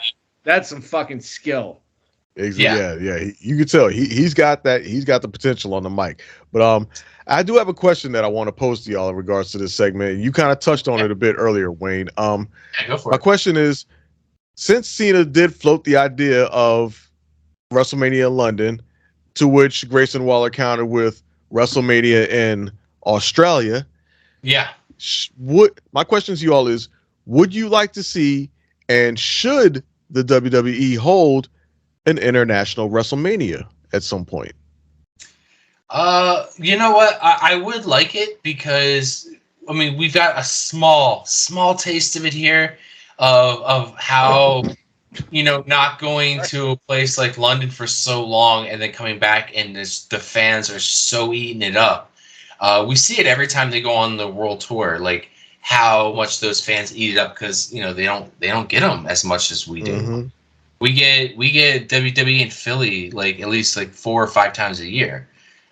They might only get it to London once this year, so I could definitely see it. Maybe London, Australia, Canada again. Well, they've held it in Canada before. Sure. But are the numbers there? Can they bring in as many fans? Or is there enough fans to fill a WrestleMania-esque type crowd? Right. We're not talking 18,000. We're talking, a hell of a lot more fans. Yeah. Like if WrestleMania was to happen in over in the UK, it wouldn't be at the O2 Arena. That shit would be at Wembley. Yeah. Honestly, if they want to do London, I'm so down for it. Because I'd rather have it in London than have it in Saudi Arabia. Valid. Even though Saudis could absolutely pony up the money to make it happen there, nah. That ain't what I want. We'll bring it in through trucks. Right. Dump it in your yard. Right. And in Canada, they've had WrestleManias in Canada in the past. Canada might as well be the US. It's just right there. Basically right. The whole North American market is kind of just one big market for WWE, especially with the ties that the WWE has to Canada, with so many Canadian wrestlers that have come through there over all the years. But yeah, I would say if they were to have it, the best candidate, at least right now, and this may be some recency bias after what we just saw on Money in the Bank, London damn sure made a strong case for it. They made a damn strong case for hosting it just by the way they showed out for this pay-per-view. What do you think, Doyle? Well, first of all, in terms of this announcement, what a weird announcement. Why not wait till you have something to announce it? It just boggles the mind why you would do this. Because if it doesn't happen, they're going to look like such assholes, right? And the earliest it could happen would be 3 years from now, I think, right? Because WrestleMania 40 is spoken for. They haven't announced 41 yet, but they're in the late stages. They're going to announce it any day now. I think they've said Minneapolis. I think they've promised Nashville WrestleMania because they're supposed to build a new stadium there. You got teams, or not teams. You got cities bidding. We'll give you millions of dollars to have WrestleMania here because it's that important to their economies. Sure. So I'm not opposed to WrestleMania in London by any means. I fucking love London. I went over when the Red Sox and Yankees played. I went to one of those games over in London in 2019. It was fucking incredible. It was awesome. It was one of the best sporting events I've ever been to. So I'm not opposed to that at all. But if they're going to go international, I think the first place they should go is Mexico City. It's right there. B, huge wrestling market. Obviously, you don't have the time zone problems. They did SummerSlam in London, in Wembley. Yeah, what was it, 91 or 92? It was Brett and Bulldog. That's why I mentioned that as the WrestleMania site. Like, that's got to be the stadium for it, because it has the capacity to hold a WrestleMania caliber audience. But I believe that they didn't even. Not only was it on tape delay, I think it was like 2 days later they showed it in the States. And obviously, you can't do that in this day and age. Well, yeah, it's also limitations. It's also completely different times. From then till now. You can't hold an event and then not broadcast it for 2 days. The Miracle on Ice wasn't shown live either. You know what I mean? Nowadays, you couldn't get away with that. But they could. But I think they could absolutely do it live today, and almost similar to what they did with Money in the Bank. Obviously, maybe not start at 3:00 East Coast time, but move it up maybe an hour, because this one ran from roughly about 3:00 to 6:30 ish our time. Yeah. So I love the idea as a viewer on the East Coast. Bump it up an hour, maybe over at 9 o'clock or whatever. Start time of 2, and it runs from because obviously WrestleMania itself is more than just a 3-hour show. It's usually at this point it's now 4, damn near 5 hours almost. It seems like. So if it starts at 2:00 our time, which would probably put it at 7 in UK time, because I want to say UK is 5 or 6 hours ahead of us, roughly. So yeah, if it starts 2:00 our time, that's roughly about maybe 7, 8-ish their time. It kind of all lines up.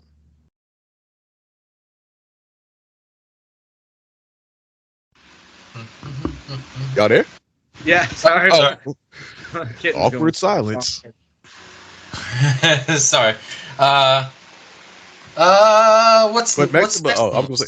Oh yeah, I was gonna say just as the final touch, Mexico City actually is a pretty interesting suggestion too, because you're right, they do have a huge wrestling audience, and like I said, I know they have the arena. I know they have a big enough arena with some of the soccer crowds that they have. That'd be interesting to have a WrestleMania in Mexico City. I don't know if my only question about Mexico City is that, given that would be an almost exclusive Hispanic crowd, right? How would that feed in with booking and in terms of the WrestleMania itself? Would you be able to put on a pure WrestleMania that doesn't cater to the crowd, to the Mexican crowd itself? I think so. In the way that Backlash this year clearly catered to the Hispanic crowd. Well, I'll tell you what, you better have the LWO on the card and have them win whatever feud they're in. Exactly. That's my thing. Give them one. Yeah. Would you have to shoehorn some stuff in order to appease the crowd? Because Cody Rhodes is half Cuban, isn't he? Does that count? It doesn't count as much as Damian Priest. That's my only apprehension about Mexico. I'm sure the crowd would love it and would root for everything and all that as well, but there's going to have to be some pandering that would have to take place as well, probably. And depending on how that fell in line with whatever storylines they would have going at the moment, would they have to pivot stuff? Would they have to shoehorn stuff to make it happen? Obviously, again, it's years away from happening, and who knows if it would happen ever, because, again, it's only been floated by John Cena, which some may have alluded to. He may have went a bit off script with that. I don't know, but we shall see. But nevertheless, the idea is out there now. Thing to say. Why would you say that if there's no definite plan for it? Right? Yeah, unless Cena was in fact going off script, but yeah. Nevertheless, the idea is out there now. Yeah, you can't put that toothpaste back in the tube. Exactly, you cannot at all. International WrestleMania is going to be on people's minds, And I imagine practically every market that they go to from here on out internationally is probably going to, in some way, campaign for them to be a host of WrestleMania. And maybe that's part of their plan. Maybe they floated this idea out there to kind of start a bit of a cold bidding war between their international markets for a WrestleMania. Yeah. Who knows? Yeah, that's certainly what they have going on here already. I'm not sure what Philly paid for it, but I'm sure they paid a pretty penny. But they're going to get it, times however.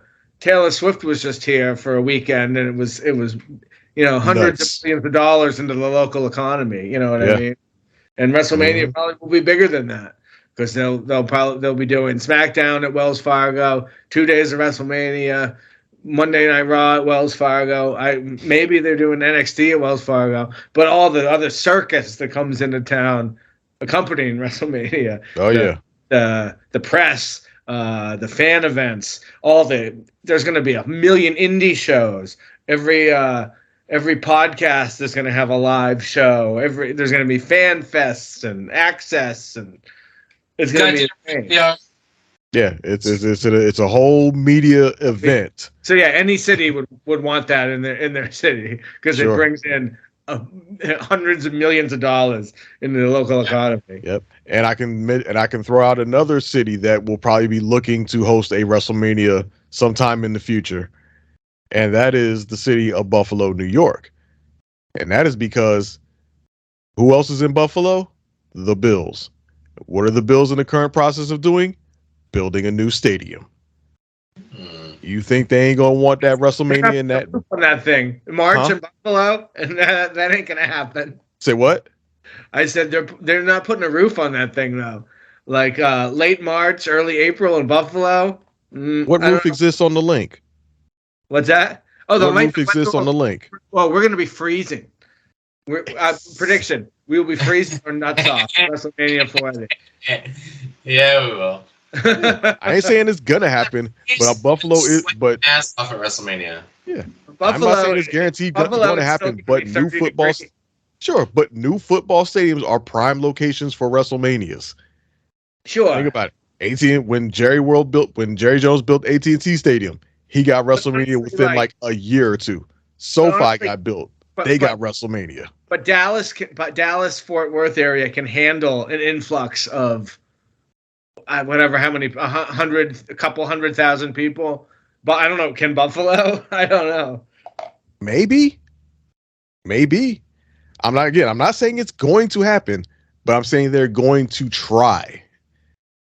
Because, like I said, history has shown us when places get new stadiums, when new football stadiums get built, the first thing they look to do is book the biggest events they possibly can because they got to somehow pay for that shit. Yeah. And I know the Raiders got their stadium down in Vegas. I wouldn't write off Vegas as a WrestleMania hosting site some point in the future as well. Absolutely. Right. So, these international markets are going to have to. Right. So, I know these international markets would love to have a WrestleMania. They got some billionaire pro football team owners over here they got to compete with. Mm-hmm. They're going to pony up the cash to try to get a WrestleMania in their stadium as well. But I think we've talked about that long enough, so we can get back to the rest of the show and move on to the next match that occurred at Money in the Bank, and that was the women's Money in the Bank ladder match featuring Bayley representing the Judgment Day, according to Samantha Irwin, versus Io Sky. The bot turned around the world. Yeah, I picked up on it as soon as she said it. Like, that was funny. Versus Zelina Vega, versus Zoe Stark, versus Trish Stratus, versus Becky Lynch. And this match was phenomenal. And as should not come to a surprise to anyone. These women always show out every time they get matches like this. They always bring it. They always come with it and bring their absolute A game. This match, from start to finish, was great. They even managed to tell multiple stories in the match between Becky and Trish going at it. and Becky and Zoe going at it. And we saw the continued breakdown of damage control between Bayley and Io, with Io getting up to the ladder and almost being there at the top. And who's the one that pushes her off? Bayley. And then which ultimately led to the finish, which was arguably one of the best one of the best Money in the Bank finishes, period. Where we saw Becky Lynch on one side, who had been partially handcuffed earlier by Trish and Zoe, who were trying to handcuff her to a rope or something like that to take her out of the match, which Becky managed to fight off, but she still had she was still halfway in the cuffs.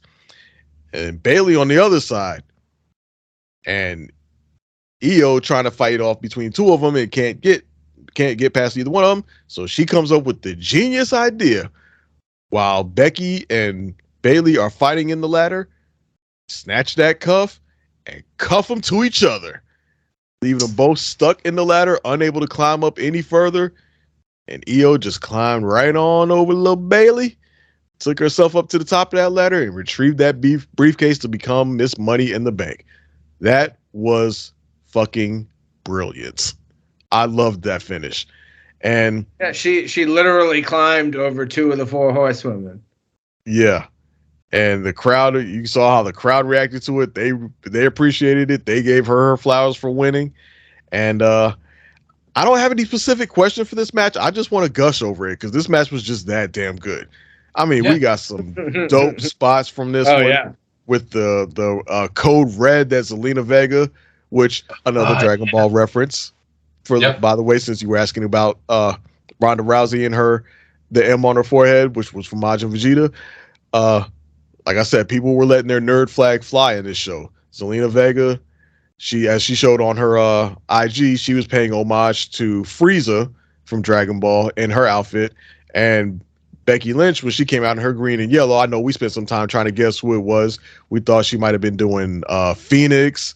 Things we guessed some other characters, but the one that seemed the most plausible is that she may have been paying homage to an X-Men character by the name of Siren, who had a green and yellow outfit similar in design to what Becky Lynch wore. And the character of Siren also is Irish.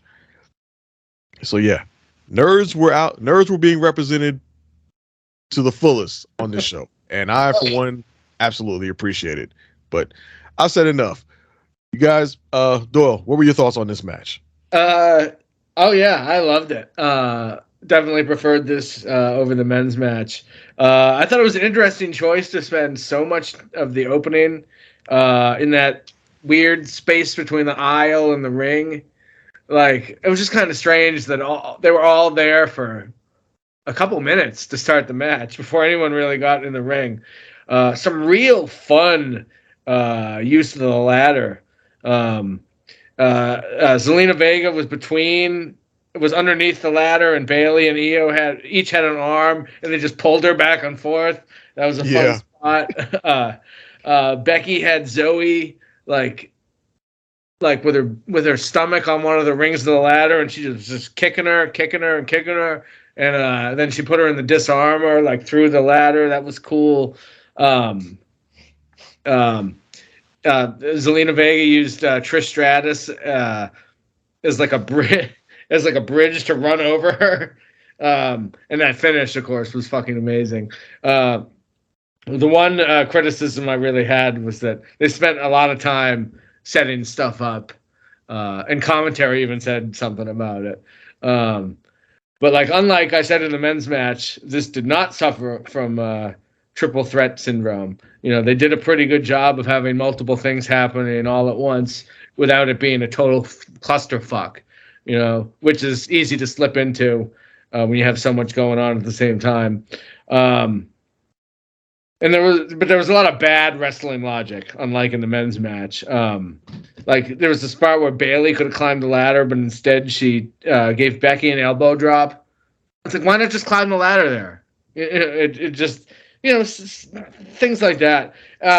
Becky had the handcuff on her arm. Why wasn't she like wrapping it around her knuckles and punching people with it? You know, just didn't make a lot of sense. But yeah, I definitely like this more than the men's match. This is a 3.5 stars for me. It went pretty much almost exactly how I expected it was gonna. I thought the right woman won. But now we have 2 Money in the Bank winners. Both cut bilingual promos, but they're both second bananas in heel factions that were already having problems before, and now have all this jealousy, turned up from 7 to about 15. And it's just kind of the same story in both briefcases, which kind of sucks, I think. But maybe they'll go in totally different directions with each of them. Who knows? I think one of them is due for a quick cash-in. I'm not sure who.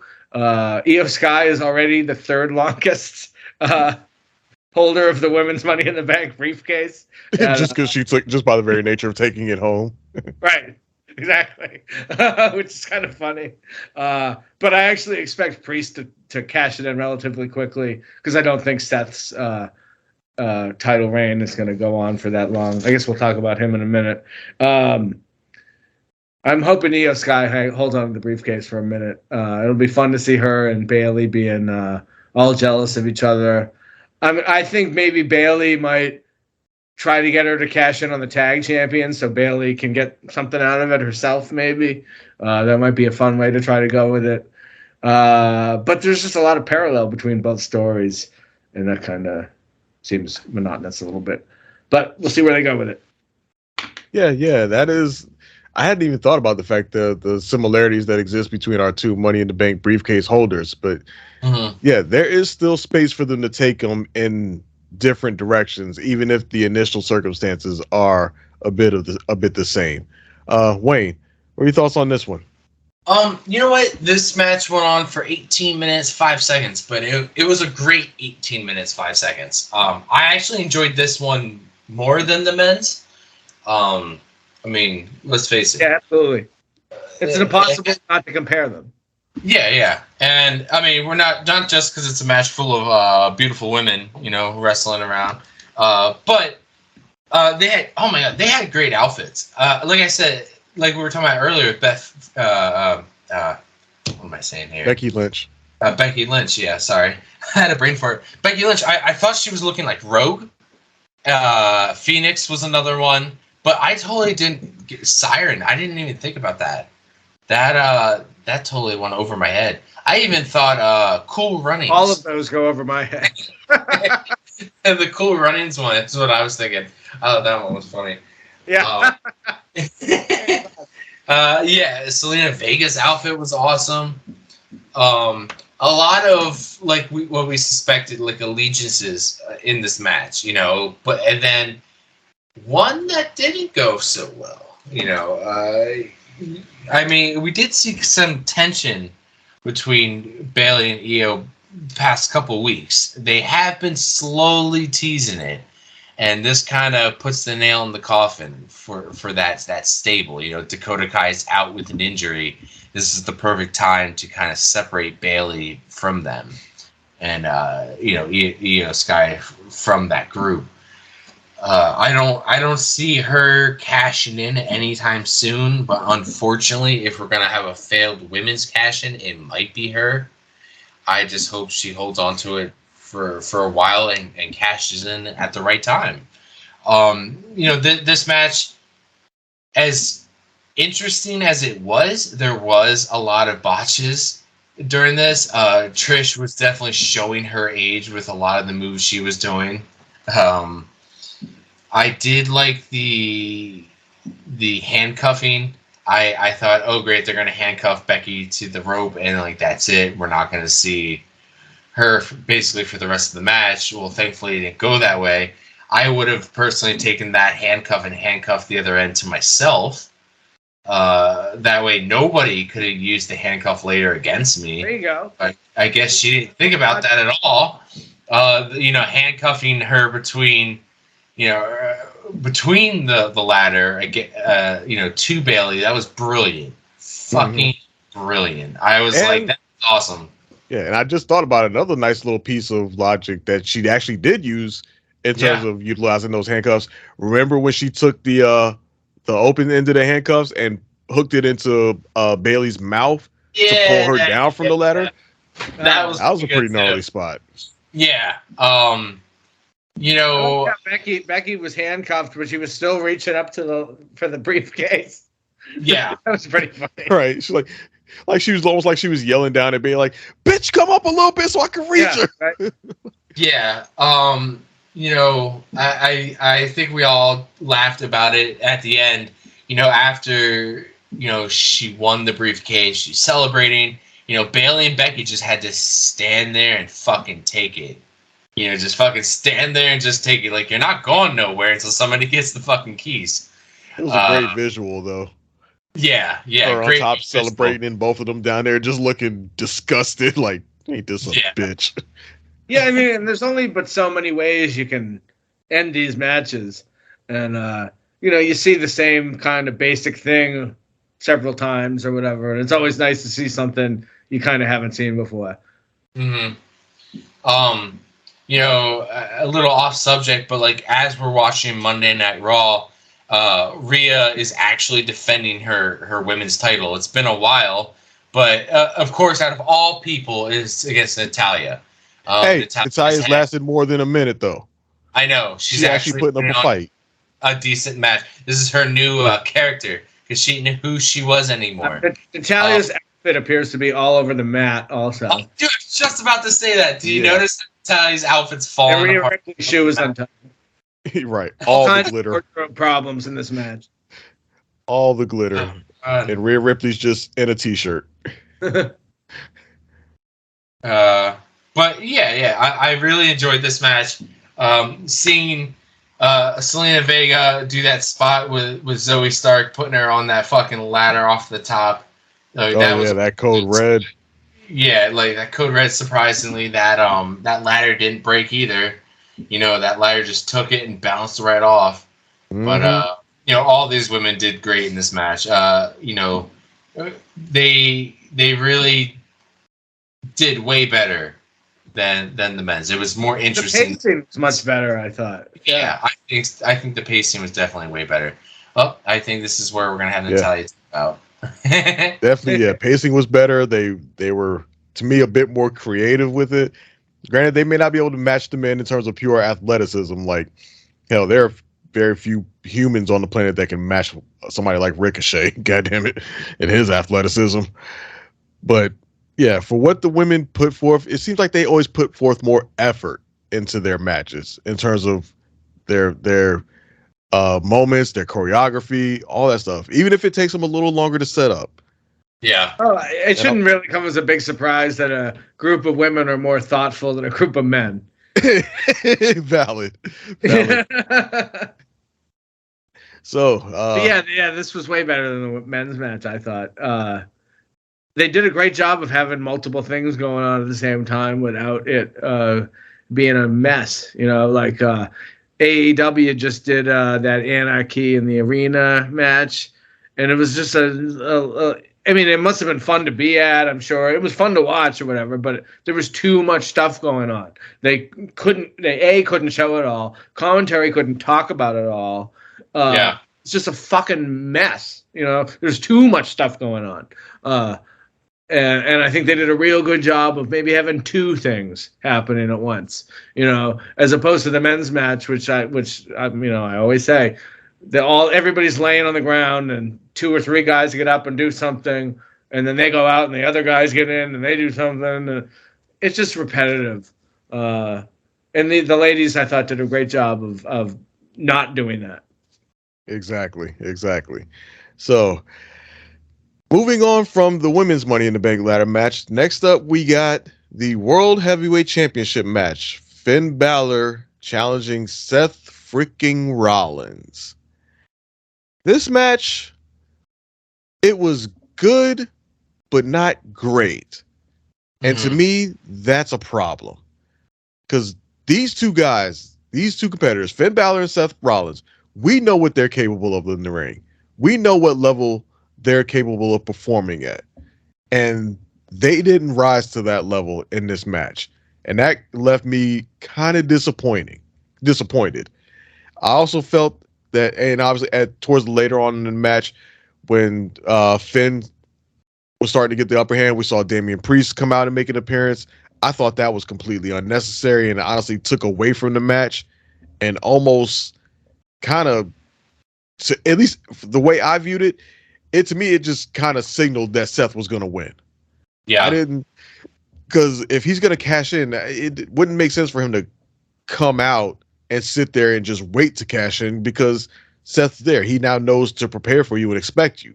Whereas most cash-ins come spontaneously. They come from the back and announce their cash-in when they show up, not sitting there the whole time waiting. So that just, to me, kind of stole any little bit of suspense there was left in the match out of it. So I had I didn't like Damian Priest. He didn't come with a referee either. Right. That's another kind of dead ringer. Although, admittedly, the referee was already in the ring, so if he were going to do it, he could have just handed it to the referee that was there. But still, it's still a valid point. A lot of times when they come out, they come with their own referee. That has kind of been the tradition. But so yeah, the match was just a disappointment to me. But my thinking of this, after I managed to sit on it and marinate on it for a little while, and I'm going to pose this to y'all in the question of, does this feud continue past tonight? And I'm going to say that I think it does. I think, and maybe I'm giving these guys a bit of a benefit of the doubt, I think they consciously held back in this match and didn't go all out because I think there's some long-term planning in this feud. I believe that this feud will probably continue past tonight and that we'll get another Finn Balor, Seth Rollins match, maybe at SummerSlam, who knows? And while this feud is continuing, Damian Priest will always be that lingering factor. And if I play a little bit of fantasy booking, I think what the final end game of this feud will be is that we'll have another Finn Balor, Seth Rollins match. And part of me wants to say that as that the Judgment Day, the tension will continue to build between Priest and Balor, one way or the other. We'll get a Seth Rollins, Finn Balor, either a part 2 or a part 3. I don't know how far they will continue it, but I think they will continue it. And I think it's possible that Finn Balor may actually win the match. Like, they'll have some hellacious match far better than what they did tonight. And they'll have a hellacious match leaving. Maybe Finn finally wins, but he's completely spent. And then the culmination of Balor and Priest's tension building up will culminate in Priest cashing in on Balor and taking that title from him. So that what you mentioned earlier, I think it was you, Wayne, who mentioned it earlier, that could be a possibility and that you thought it was going to happen, but it did wind up not happening. I don't think that's completely off the table. I just think they're implementing some long form storytelling with it. Yeah. And I think they're just going to drag it out a little bit longer so Seth Rollins can have a bit longer of a title reign that's a little bit more credible. And so that way when he does drop it, it doesn't feel like a hot shot thing.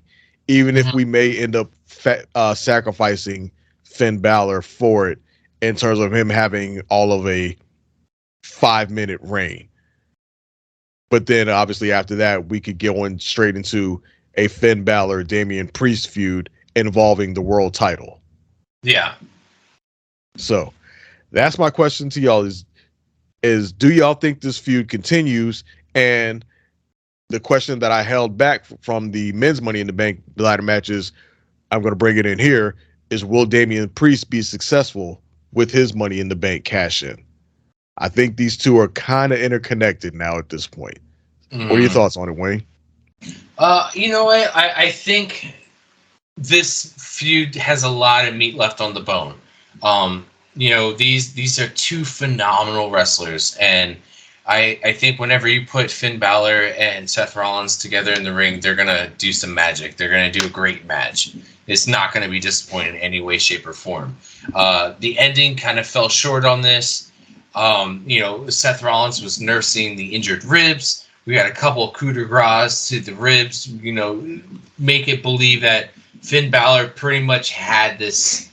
He had this in his pocket. Like he had this, and the inserting of Damian Priest towards the end of the match, showing that there's even more tension, going in the Judgment Day. That Finn clearly didn't want him out there, and knew that like Damian was going to cost him this match, or he was afraid that Damian was going to cash in on him at some point, or do a triple threat kind of deal. Either way, steal the title from him that night, and like you're gonna keep Seth in this. I don't know. Are we gonna see these guys at SummerSlam? Is Damian Priest gonna cash in early and make it a triple threat? I don't really think so. I think it's kind of early for Damian Priest to cash in now. Now that I've seen how the dust has settled after this pay-per-view, I think Damian Priest is going to have to hold on to that briefcase a little bit longer, and this feud with Seth Rollins and Finn Balor are going to have to go for a little bit longer. And if that is the case, that Finn eventually does topple Seth Rollins, in this feud, then that would probably be the moment for Damian Priest to cash in, is if Finn Balor wins this. But it's not tonight. It's not. It's not during this pay-per-view. I still think we got a little bit to go with this feud. And I know, like you said, it felt like these guys were holding back, and I totally believe that. These guys got 12 minutes and 30 seconds. It was a decent 12 minutes and 30 seconds, but it wasn't the best. Still interesting. I still was interested in the match. I wasn't bored, and I wasn't looking at the time, seeing how long this match has been going on. I wasn't going for the piss break. I was there the whole 12 minutes 30 seconds. So let's hope these guys put on a banger of a match next time they get in the ring together. Yeah. I know you guys mentioned that y'all thought Damian Priest would be the one to cash in quickly, and Io Scott might hold on to it longer. I actually kind of think the opposite. I think Io might be the one to have the quicker cash in, and we might see Damian hold on to the belt a little bit longer. But Doyle, what are your thoughts on this match, and how do you feel? Where do you think Damian Priest could possibly factor in the future, if you think this feud continues beyond? All right. Well, do I think it'll continue? It certainly could, I suppose. Seth needs a SummerSlam match. I suppose Finn does as well. But I can see them running it back. I don't know how you get there, but I'm sure there's a way to get there. I said I don't expect Seth's reign to be very long. I think this belt is going to bounce around a little bit, at least for the first year or two of its existence, just to kind of counterbalance the Roman Reigns holding it for 2 or 3, 4 years thing that's going on the other channel. Finn's entrance, this is what I wrote down. I wrote, Finn's entrance looks like the Gimp from Pulp Fiction had sex with Kane. That was kind of a strange choice. He didn't get nearly the reaction I thought he would. I don't know if it's because he's a heel. I don't know if it's because he's Irish. The Scotsman got a huge cheer, and Scotland and England don't necessarily like each other much more than Ireland and England do. Whatever. They were singing Seth's music before it hit. That is fucking over. Right. They sang it. I went back and I timed it. 1 minute and 8 seconds. They sang it after it ended. And most of that wasn't even him doing his conductor arms anymore. He did that for a couple seconds, and then he just stood stone cold, still as a, that is fucking over, man. Wow. But yeah, this match was a big disappointment. Cole said something about Finn said this isn't going to be a technical masterpiece. This is going to be a brawl. And it got me thinking, I don't think Finn is a great brawler.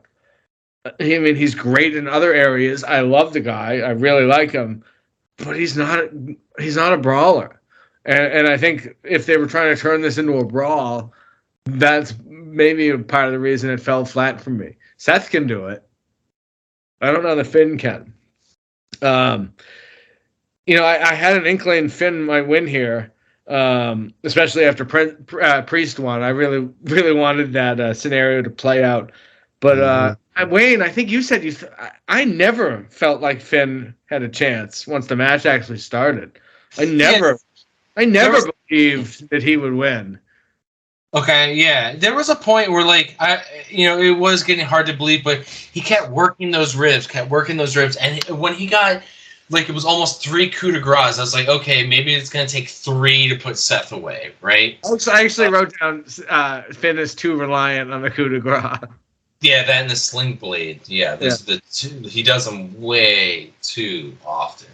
Yeah, but then the ending was just flat as a board. Priest came down, like I said, I guess he'll explain himself, but he didn't have a referee. I didn't ever think he was going to cash it in. It was like, but why the hell was he even there in the first place? And why was that so distracting to Finn? It just felt disjointed and slow, but also rushed at the same time. Yeah, like why did Damian Priest have to stand up when Finn was on the top rope? Yeah, it didn't. What was so shocking about that? But some. I forget who said it. Somebody said that Judgment Day is effectively like the second biggest faction now. Right. But actually, they're actually the biggest because the Bloodline doesn't really exist anymore. And why would you break up Judgment Day at this point? I mean, obviously, that's the logical conclusion. That's what happens to factions. They break up. But this seems like such a bizarre time to do that. I'm wondering if maybe they're gonna edge Finn. Maybe Finn is going to do the gimmick where he's going to go, hey, I'm going to bring in the other Irish kid. What's his name? J.D. McDonough. They're going to bring him in and go, and then they're going to kick Finn the fuck out. I think we might be looking at that kind of scenario. Like George Lucas says, it's poetry. It rhymes. Well, sure, but let's think about it for a second. Let's think about what we've mentioned, what we've already discussed just on tonight's show. We got Dom, who has, nuclear heel heat, but still can't quite get it done in the ring. We've got Rhea, who the fans kind of want to cheer, but are really, only booing because of her connection still with Dom. Yeah, her and LA Knight are really the only outliers. Everybody else that's supposed to get cheered gets cheered, and everybody else that's supposed to get booed gets booed. Right.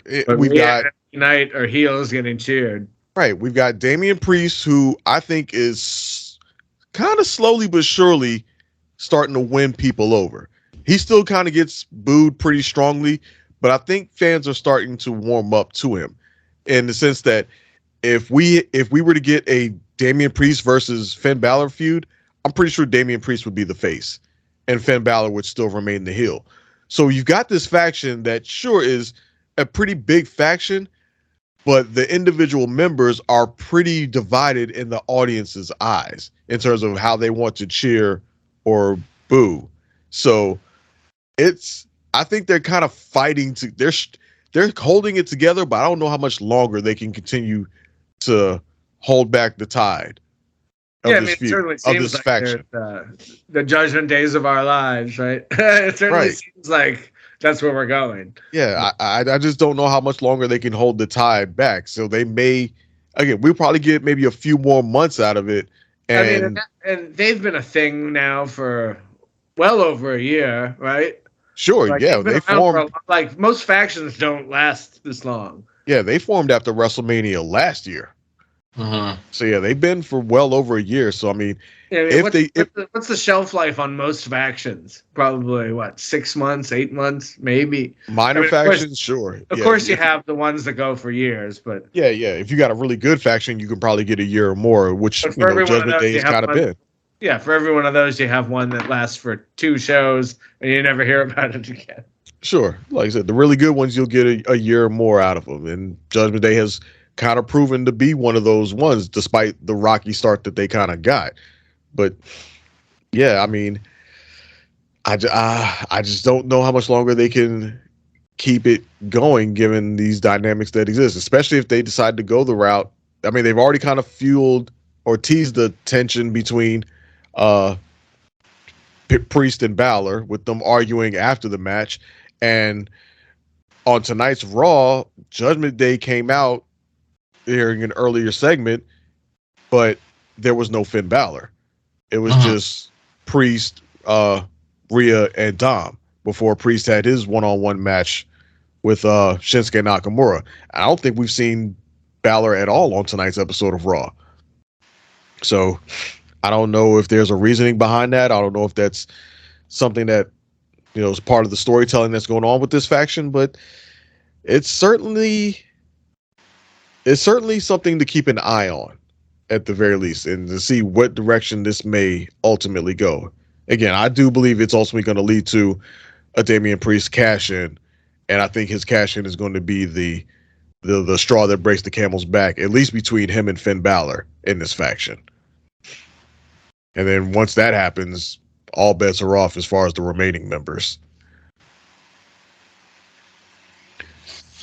Anybody else have any final thoughts on this match before we move on to the main event? I do not. The main event. All right. The final match on the card, the main event, we had the Bloodline Civil War, featuring the Usos versus Solo Sikoa and Roman Reigns. This match, it took a while to get going, and I'm not just talking about Roman Reigns' ridiculously long entrances at this point. Yes. Like, even once the match got started, it took a while for them to get going. I get that these matches now at this point are kind of more about the drama and the storytelling, and they are pretty much peak storytelling in WWE at this point. But even with that, I was watching the match and was just like, all right, can y'all just start wrestling now? Can y'all just stop just pacing back and forth and one move and then we're just gonna stand around and walk? It's like, come on, let's get going. Come on, fucking wrestle. But once they finally get going, it was a great match. And it definitely ramped up, and the drama was absolutely there in the end as they built towards the finish with the kicks and spears, and I think it was Jay and Roman trading super kicks and Superman punches, to Solo getting in the ring and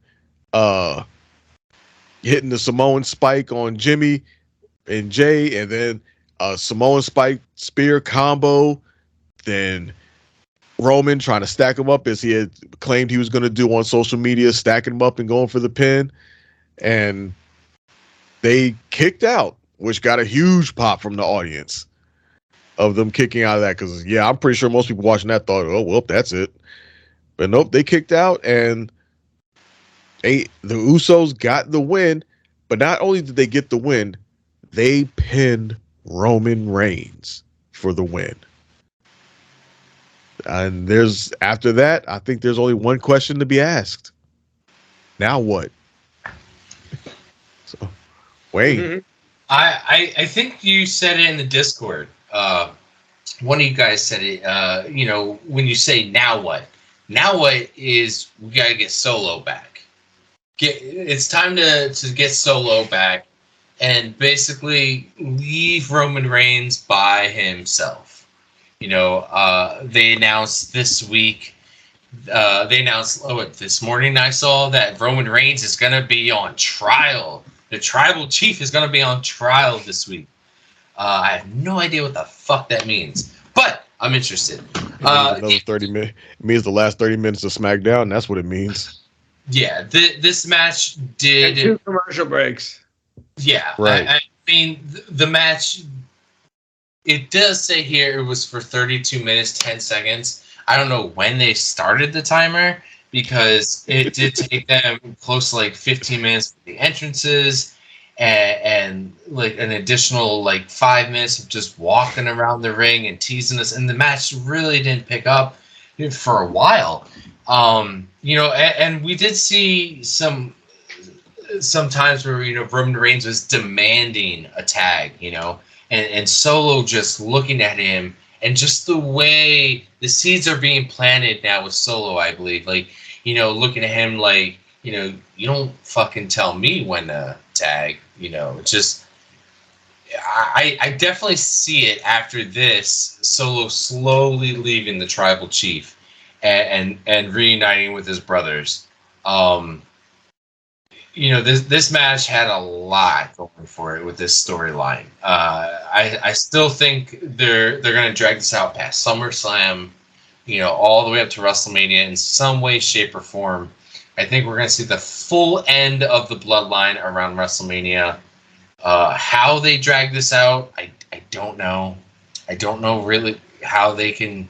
I mean, they get Solo back, and then what? Does Roman Reigns take them on individually and then put them all back in their fucking place?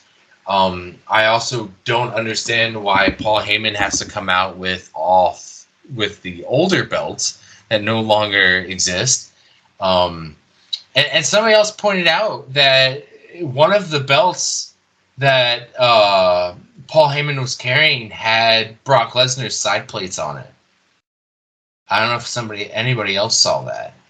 I saw it, but I'm not reading anything into it.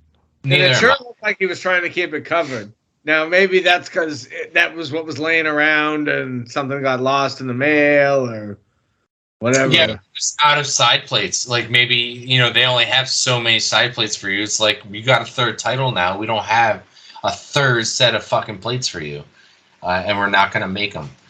I don't know. It's so weird, because Paul Heyman's something to do, I guess. Walking around now with 3 titles. I mean, that's got to give you some back problems out the end of the, later, right? I mean, those titles weigh, like 25 pounds apiece? I think it's great, though. It just makes Roman look like such an asshole. Like, yeah, they condensed these into one, but I'm going to carry them all. Just cause. What a dickhead. Yeah, I think it really works. Yeah. It also, what I did love about this match, especially towards the end when they were getting their signature moves and their finishers, it showed how much they know each other so well. Being able to predict a lot of these guys' moves, we thought Roman Reigns was setting up for the Superman punch and then the spear, and he ended up getting speared by both of the Usos. Mm-hmm. There was just a lot of we know what's coming. We know what's coming. We kind of can predict what you're gonna do. I liked how they were able to separate Solo and Roman eventually to get in the ring and make that pin, and it meant so much for them to pin Roman. Not have what I thought was a big deal here was to not have Solo take the pin. It meant so much more having Roman take it. Exactly, because the fact that he took the pin means he's mortal, more or less. Yeah. It shows that he can be beaten. Yeah. Especially when he doesn't have the strength of the Usos to back him up. Mm-hmm. Yeah. Last time he was pinned, December 15th, 2019. Is that what you have? I think I have too. Yeah. Been over 3 years. You know who it was, right? Yeah, Baron Corbin. Yeah, I can't believe that. There was people online, I remember posting stuff like that, and a couple people arguing me, there's no way Baron Corbin was the last person to pin him. I'm like, yeah, I was there. I remember, and I'm surprised that, Baron Corbin didn't, kind of harper on that for a while. Like, For a second, but yeah. You should show. I was the last man to pin the tribal chief. No, he pinned the big dog. He ain't pinned the tribal chief. That was a completely different Roman Reigns. That's why he can't sit there and hark on that too much. That's right. I pinned the big dog. Yeah, so is everybody else. Right. That's like saying, I got a win over Rocky Maivia, but did you beat The Rock? Right? Yeah. Oh, damn, that is pretty good. That is good. Yeah. Like, this was a very, very long match. Ate up a lot of time on the card. And a lot of it was entrances. A lot of it was just dicking around in the beginning. But, they made the best of it. And I sent everybody home happy. I got to see a lot of videos afterwards of how Roman was taking it between walking from the ring backstage, how he was pissed. He was pissed, and he sold it very well all the way to the back. Oh yeah. What a way to end the pay-per-view. Yeah. Quick side note on Raw. Apparently we're about to get Seth freaking Rollins taking on Dominic Mysterio, and Dominic Mysterio is coming to the ring, and the purple Nerf bullets are still there. Damn, they are. Yeah. Well, looks like he's about to go to war. I had seen a rumor that if he had beaten Cody Rhodes, it meant he was going to be facing Seth for the title at SummerSlam. But obviously neither of those things are happening. You're right. Doyle, what thoughts do you have on this on the main event of Money in the Bank? I mean, it was a slow start, but like that's kind of become a Roman Reigns trademark. Mm-hmm. That's kind of just what you expect. An interesting juxtaposition between the two Money in the Bank matches we just watched. It's kind of further proof that you don't need flips and tables and ladders and shit to have a great match. You don't even really need a fast pace. The pace would quicken, but if you don't need all that stuff to have a great professional wrestling match. Sometimes it helps. Don't get me wrong. There's definitely a place for that. We need that in our lives. Don't get me wrong, but it just shows that that's not what it's all about. The match kind of didn't really start until we got the face-off with the four of them, and then kind of business started to pick up. Roman had that just bad Superman punch. And Cole did that. Well, he didn't get all of that.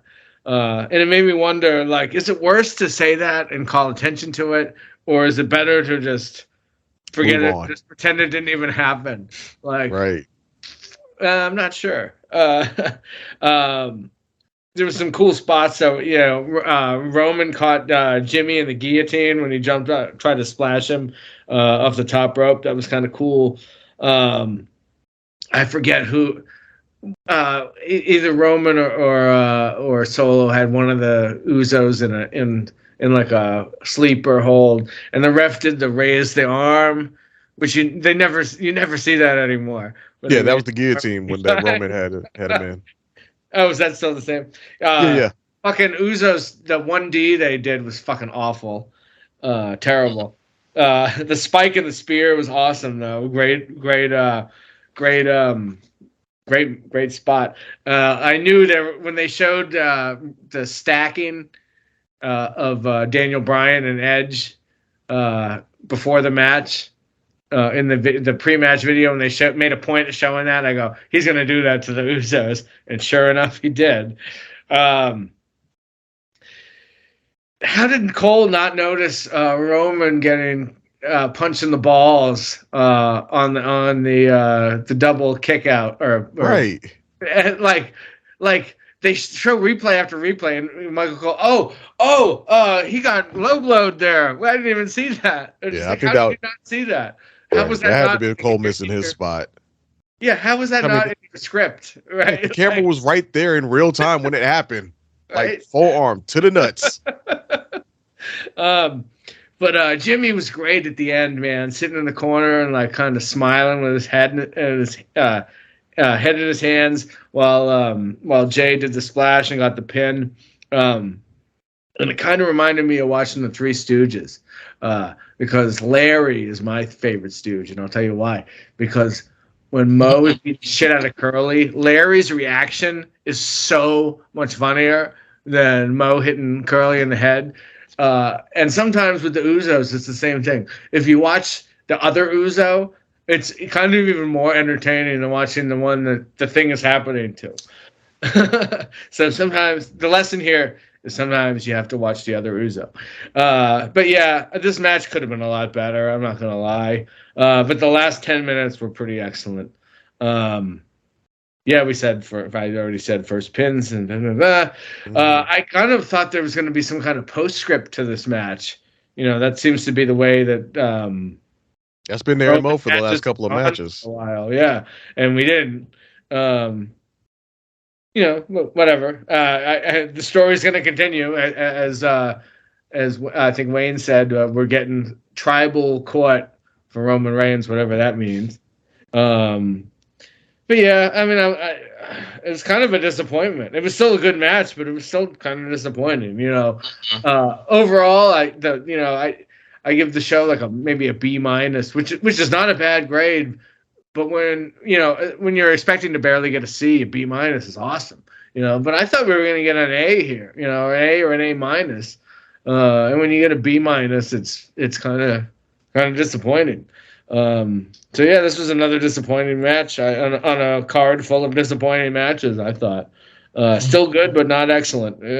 I give this 3 stars. All right, cool. So I guess that without anything else to say about the match, I guess that pretty much wraps it up for this pay-per-view. We're going to take a quick break and then we will come back. Yes.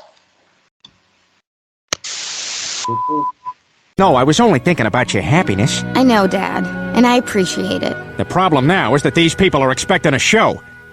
Ladies and gentlemen, Mr. Conway Twitty. Nice to see you. It's been a long time. You're just as lovely as you used to be.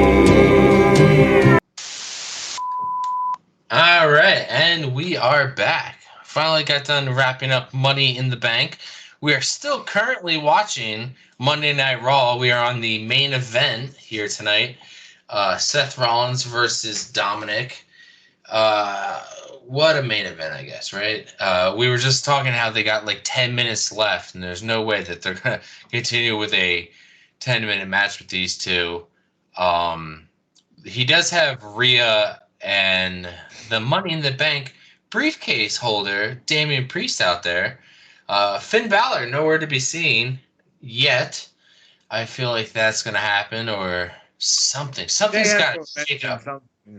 Yeah, we have yet to see Finn Balor at all on tonight's episode. Yeah, but they must have mentioned something about him. Yeah, they may have. They may have mentioned something that we didn't hear because obviously got the show on mute. So like, I mean, like I go on the Wikipedia. There isn't really any matches on there. There are some matches we do have in mind that they might have for SummerSlam. I see. For the women's championship, the WWE Women's Champion, I see Bianca Belair versus Charlotte versus Asuka in a triple threat. You know, I've got to think of proposed matches that I've seen listed online. I've seen that Intercontinental Championship match, Drew versus Gunther. Undisputed tag team match. It says Kevin Owens and Sami Zayn versus possibly Finn Balor and Damian Priest. I kind of want to move on from that if that is the case. Like let's let the tag champs versus some fresh blood here.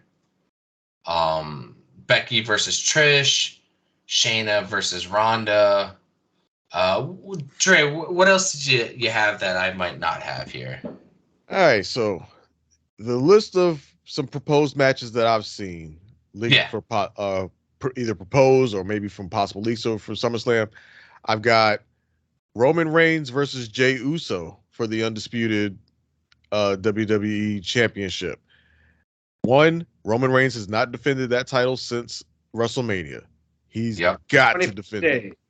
Right, he's got to defend it at some point. If nothing else, the second biggest pay-per-view of the year, I think, warrants a title defense.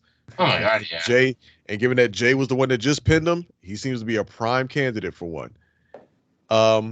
Another proposed match I'm seeing is Rhea Ripley versus Becky Lynch at SummerSlam. This one, I wasn't too sure about, but then I thought about it. Rhea does need to start defending that title more. She did just defend it tonight against Natalya, but she needs to defend it some more and not just be holding the title and not doing anything with it. And Raw right now doesn't really have any strong top baby faces. They really only have two, and that's Becky Lynch, or two that can conceivably compete against Rhea Ripley on a show the caliber of SummerSlam. That's Becky Lynch and Raquel Rodriguez. I think Raquel's too green and not quite built up enough to be on the stage as grand as SummerSlam, and obviously now they're the tag champions. Well, I would say that's exactly why she can lose at SummerSlam. They had Raquel and Rhea up in each other's business, it looked like. Sure, they've teased it. But I think Becky's going to work Trish at SummerSlam. I think that's been their plan all along. Right. And Becky's going to go over, and then we won't see Trish again. Right. So yeah, I don't see Rhea and Becky as opponents. I think it's Becky and Trish. Yeah, I think you're probably right on that. But at the same time, if Rhea is fighting at SummerSlam, I mean, she needs a match for sure. Right. Yeah, she definitely needs a match. And man, who is it there for her to fight that's of a SummerSlam caliber? That's on the Raw roster. Well, that's why I think they could.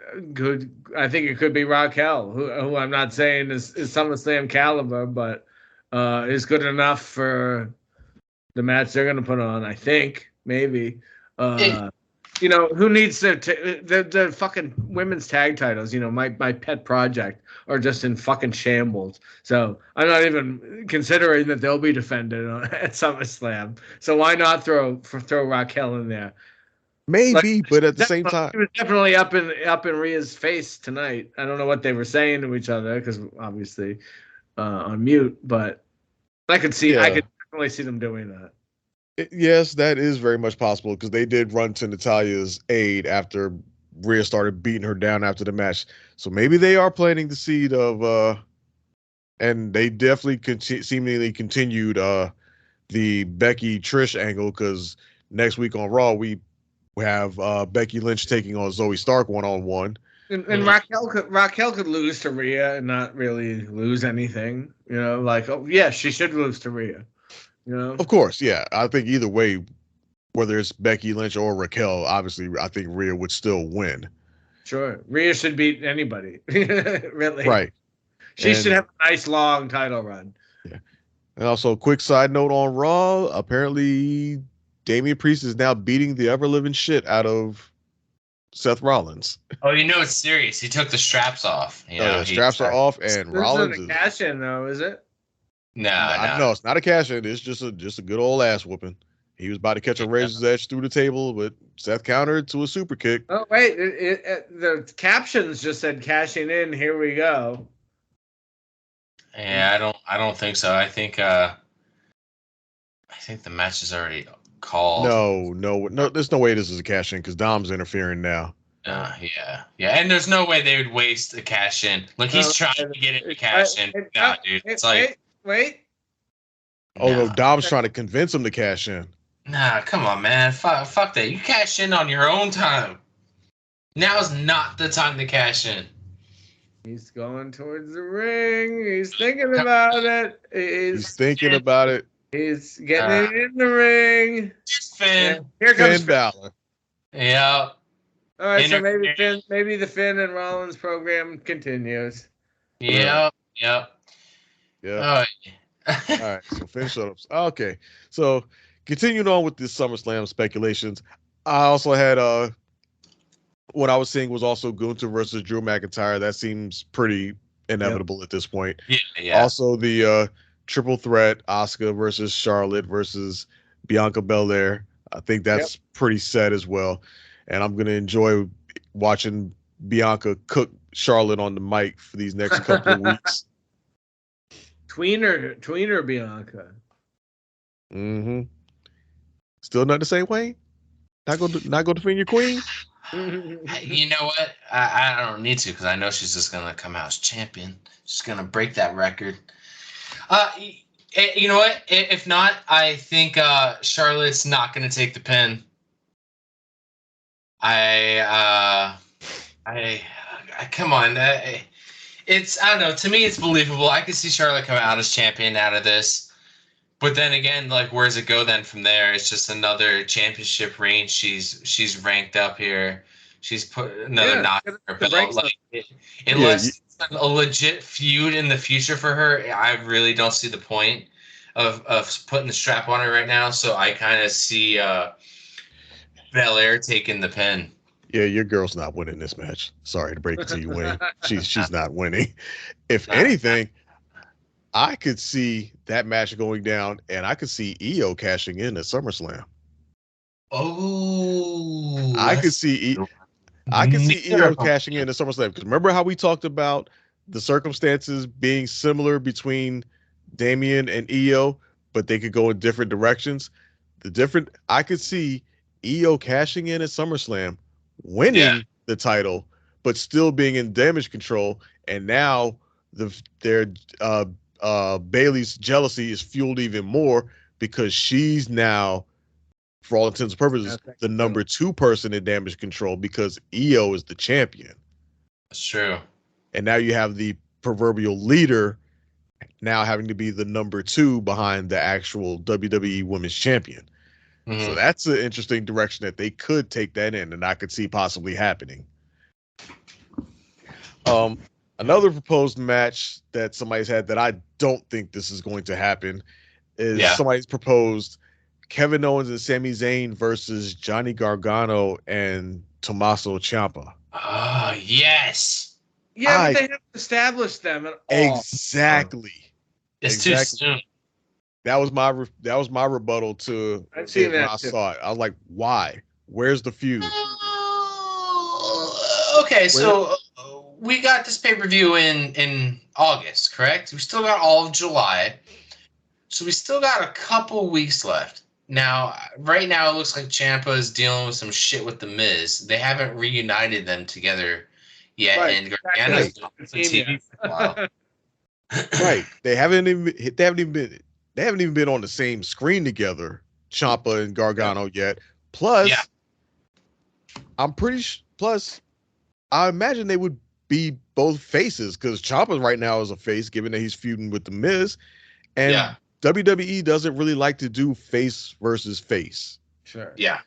Unless the two people are just so over that it's undeniable or it's inevitable. Well, so I have an idea. It would be face versus face, but they keep saying Randy Orton's coming back any day now. What about RK Bro versus KO and Sammy? I think that would be fun. That would be fun. It'd be a nice, good spectacle thing if they wanted to do that.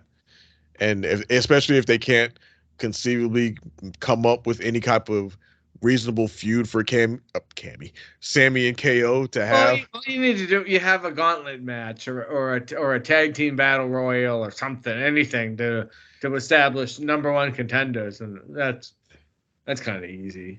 Sure, that is possible. Although we did get a segment tonight between Drew McIntyre and Riddle, so it looks like them two might be kind of joined up now in their feud with Imperium, because apparently Riddle just always has to be connected to somebody. Apparently. So no, we could see it would be nice. It'd be a nice, good, quick spectacle. If they were to go that route, I would hope that they wouldn't do a gauntlet match, which is, again, a side note to Raw that tonight. Apparently, they did that with another that when we saw the women out there earlier. Apparently, that was another gauntlet match, which was won by Sonya Deville and Chelsea Green. So I guess they're gonna face Raquel Rodriguez and Liv Morgan for the. They're gonna lose yet another title match. I wish they would stop doing the gauntlet match thing. Like, especially if you're trying to build up the women's tag division, stop trying to do it in one fell swoop. Do a tournament. Do a tournament. Let these women have these matches over a couple of weeks. Let people actually spend some time with them, get invested in them, and build up to something, as opposed to just this hot shot gauntlet match. Here's something they're finally starting to do in the singles division for the women, and hopefully it will eventually bleed into the tag division. But you've got a couple feuds that don't involve the title. You know, like if you got Shayna and Ronda, that's if you got Becky and Trish, that's not for a title. So it's nice to have women's matches that aren't like, because mostly you just get title matches for the women, so it's nice to have multiple feuds going that aren't centered around the title. Right. And a tournament could help serve that purpose because you can tell storylines within the tournament. Sure. Say a team loses in a way that they don't like, that can lead to a feud afterwards or something of that nature. But give us some time instead of just trying to just throw everything at the wall at once. Clearly, by the volume of teams that they brought out tonight, they actually have a decent number of women's tag teams. So some of them they just threw together. I mean, some of them are Franken teams. Sure, some of them may have been a bit thrown together, but you know what? They weren't necessarily that hard because they had some matching outfits. Every tag team at some point was two people thrown together, right? Right, so, and some of these look pretty decently coordinated. Like I said, outfits match. Caden Carter and I don't know her partner's name. They aren't thrown together. They're legit teams. Yeah, right.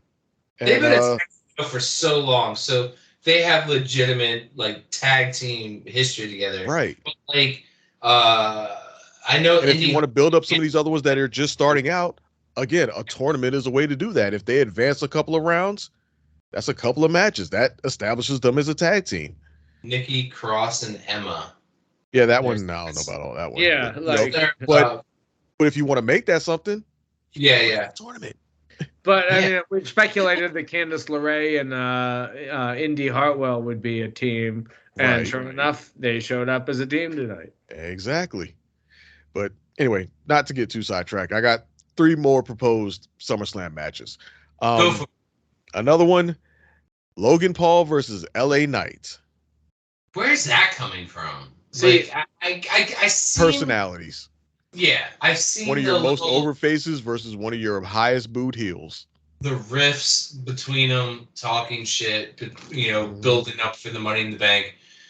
And I think I saw something on Raw tonight that they're going to appear face to face on SmackDown this Friday, so that might actually be a thing. Yeah, but they also look like they were. I think the logical match there is Ricochet and Logan Paul, which I'd much rather see. I'd much rather see the match. Oh, you know what? Maybe I'm wrong. Maybe it was Ricochet and Logan Paul that are going to be face to face this Friday on SmackDown. I don't know.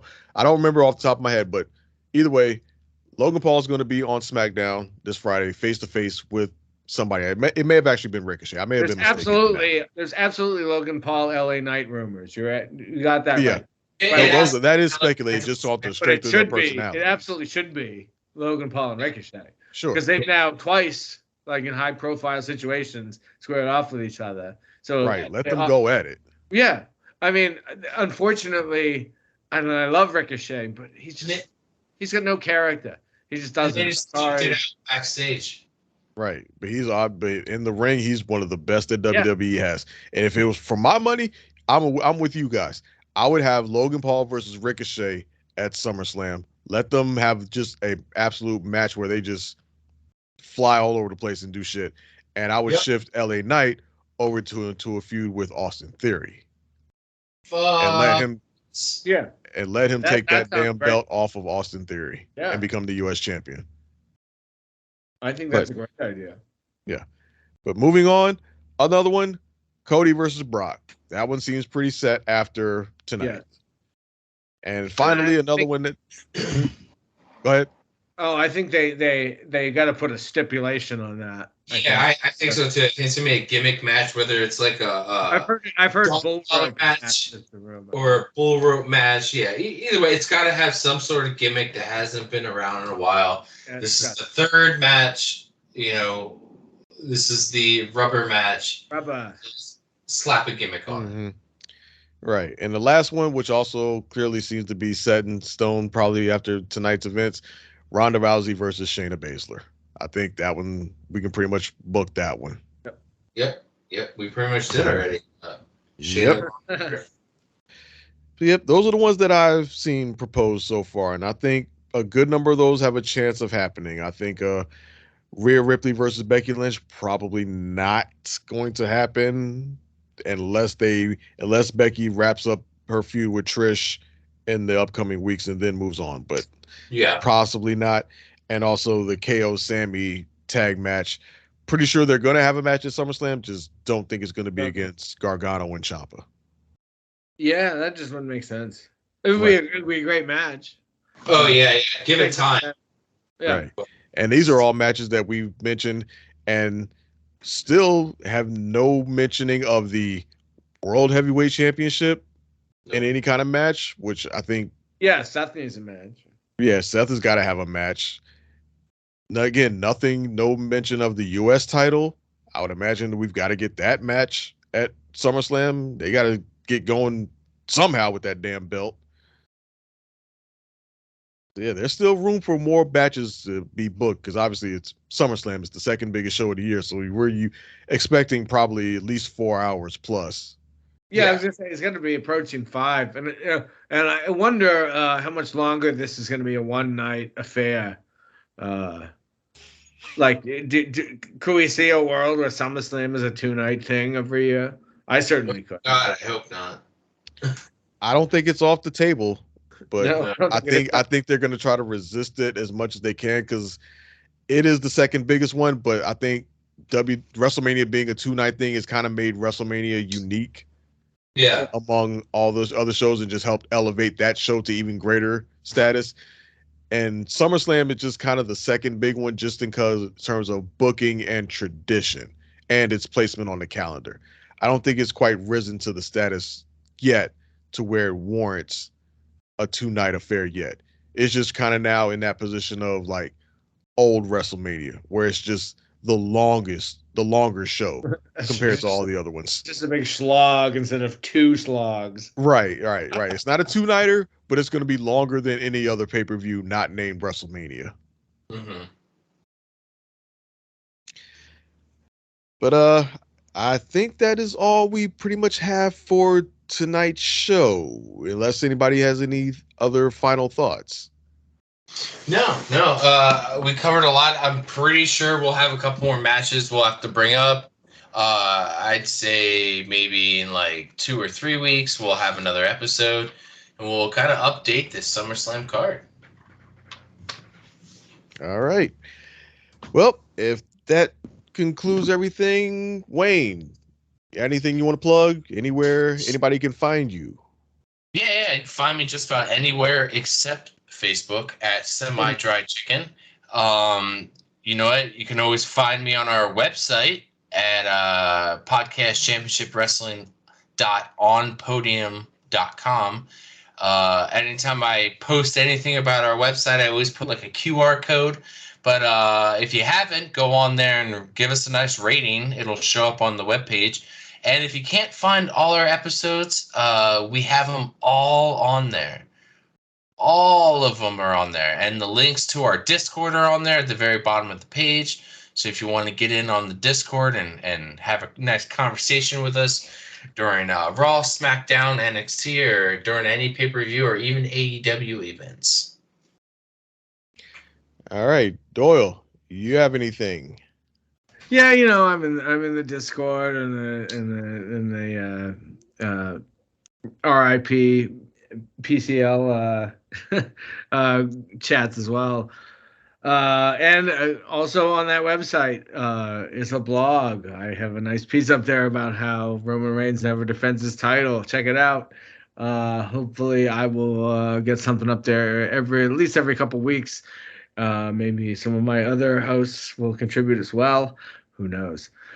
But it is July 4th Eve, so be sure to leave out milk and cookies for Mr. America, even though we may never know who he truly was. Right. And as for myself, you guys can find me on Discord, Outlaw Star, PCW, PCL, and find me in the PCL Facebook group.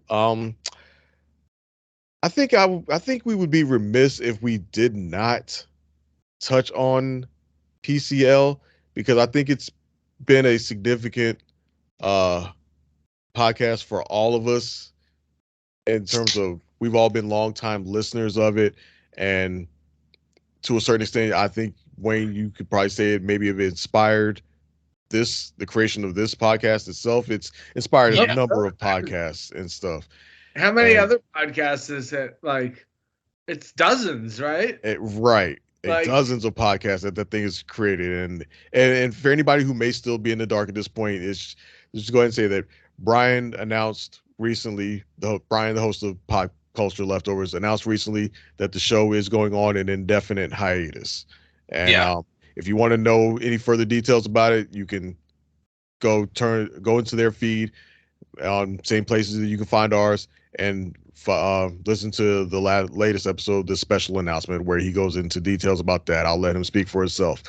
But since we have this platform, I just want to take this moment and say, first and foremost, thank you to Brian, Jake, Joe, and anyone else who's ever been on Pop Culture Leftovers, just for what you brought to me and so many others throughout the years of that show.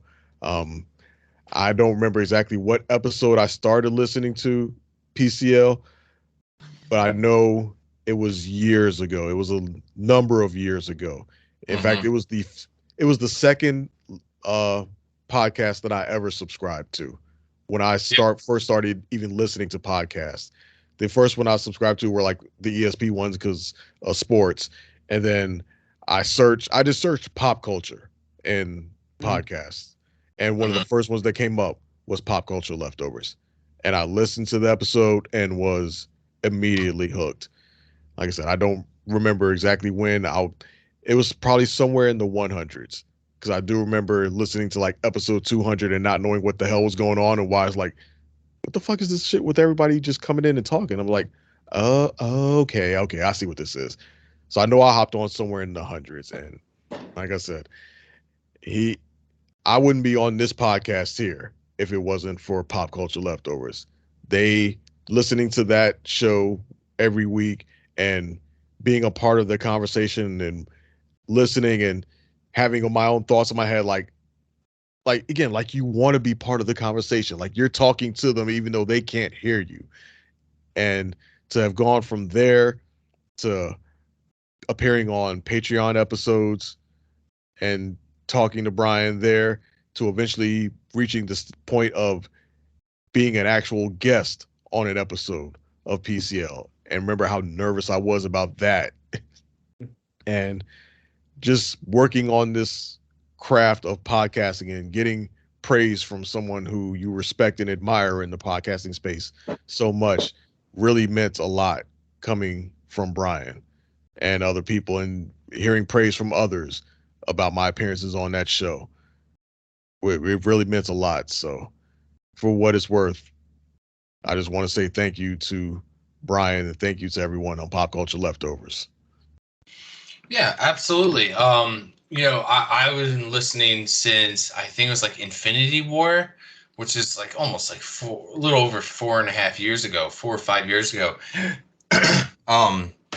If it wasn't for Pop Culture Leftovers, there would be no Podcast Championship Wrestling, because they were, like you said, they were like my second podcast I ever downloaded, and listening to them got me into podcasts in general and made me believe that, hey, you know what, maybe we could start our own podcast. I never would have had the faith or the courage to do this show without them.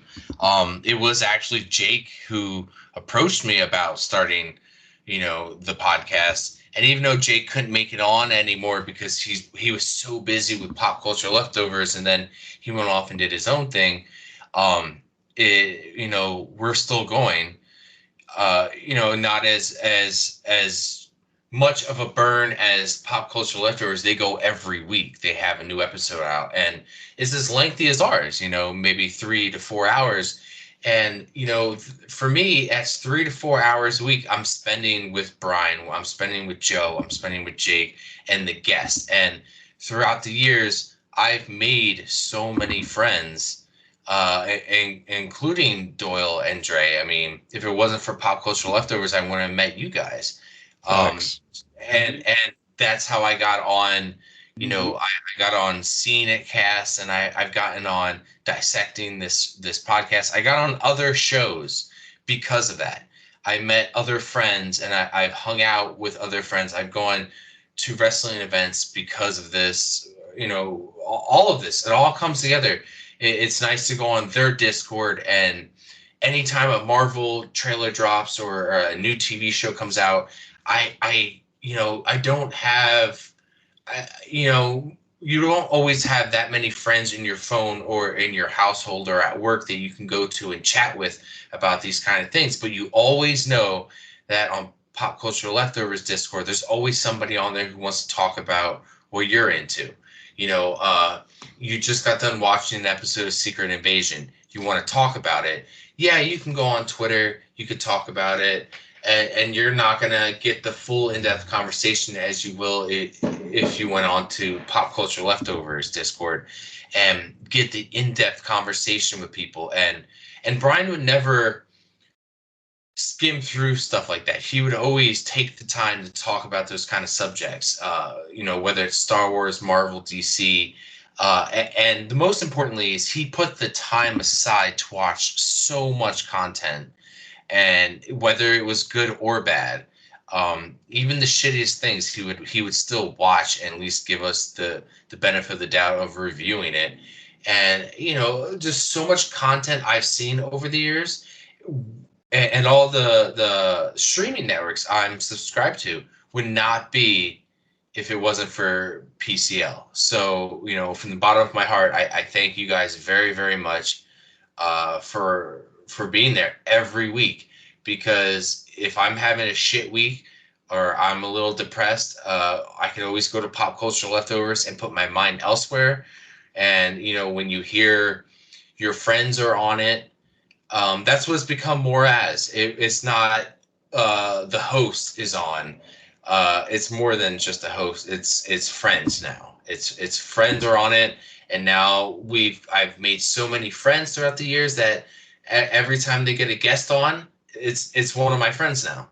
It's somebody I know, somebody I chat with online.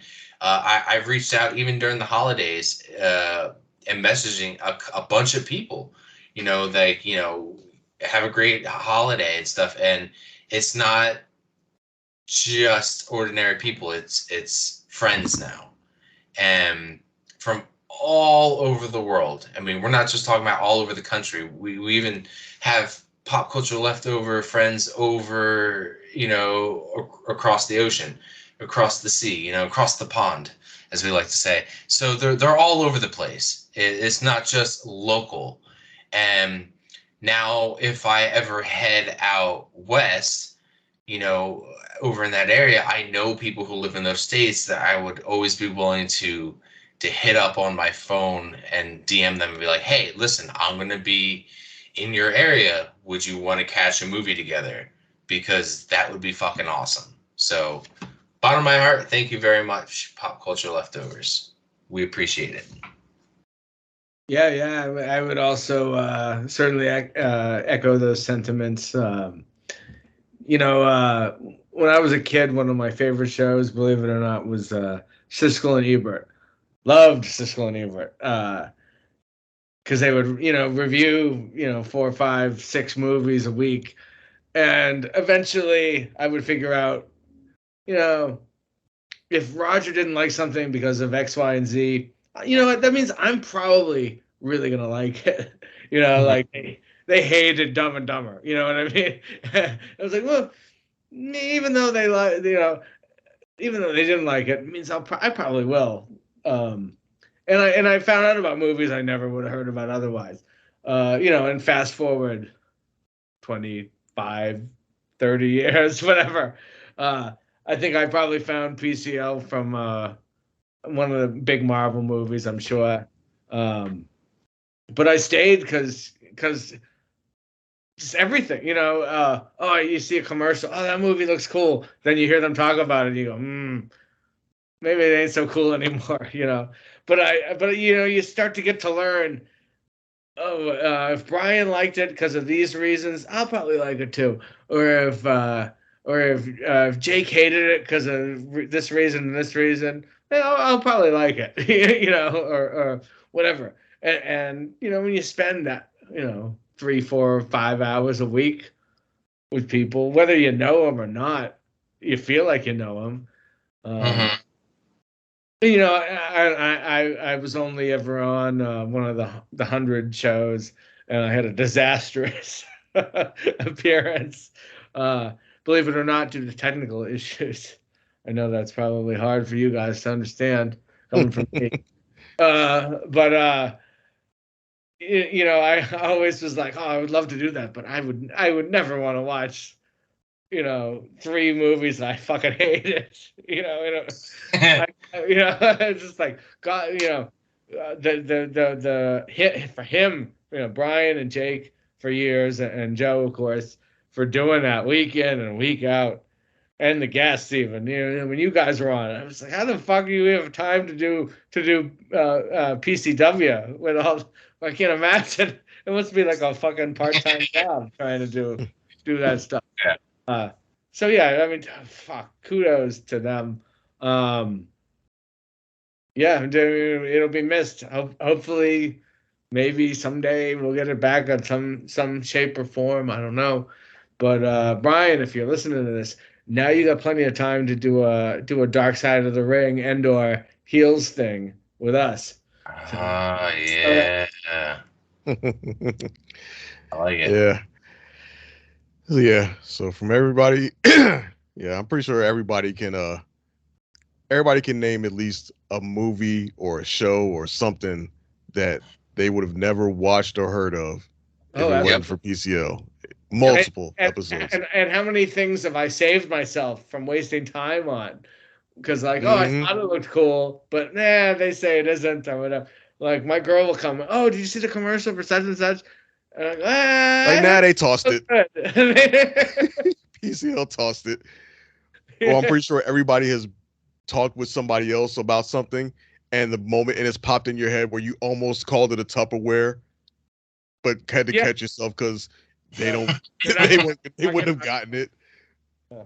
There's been so many times where I've been typing something up like, oh yeah, dude, total Tupperware. I'm like, wait, backspace. This ain't PCL.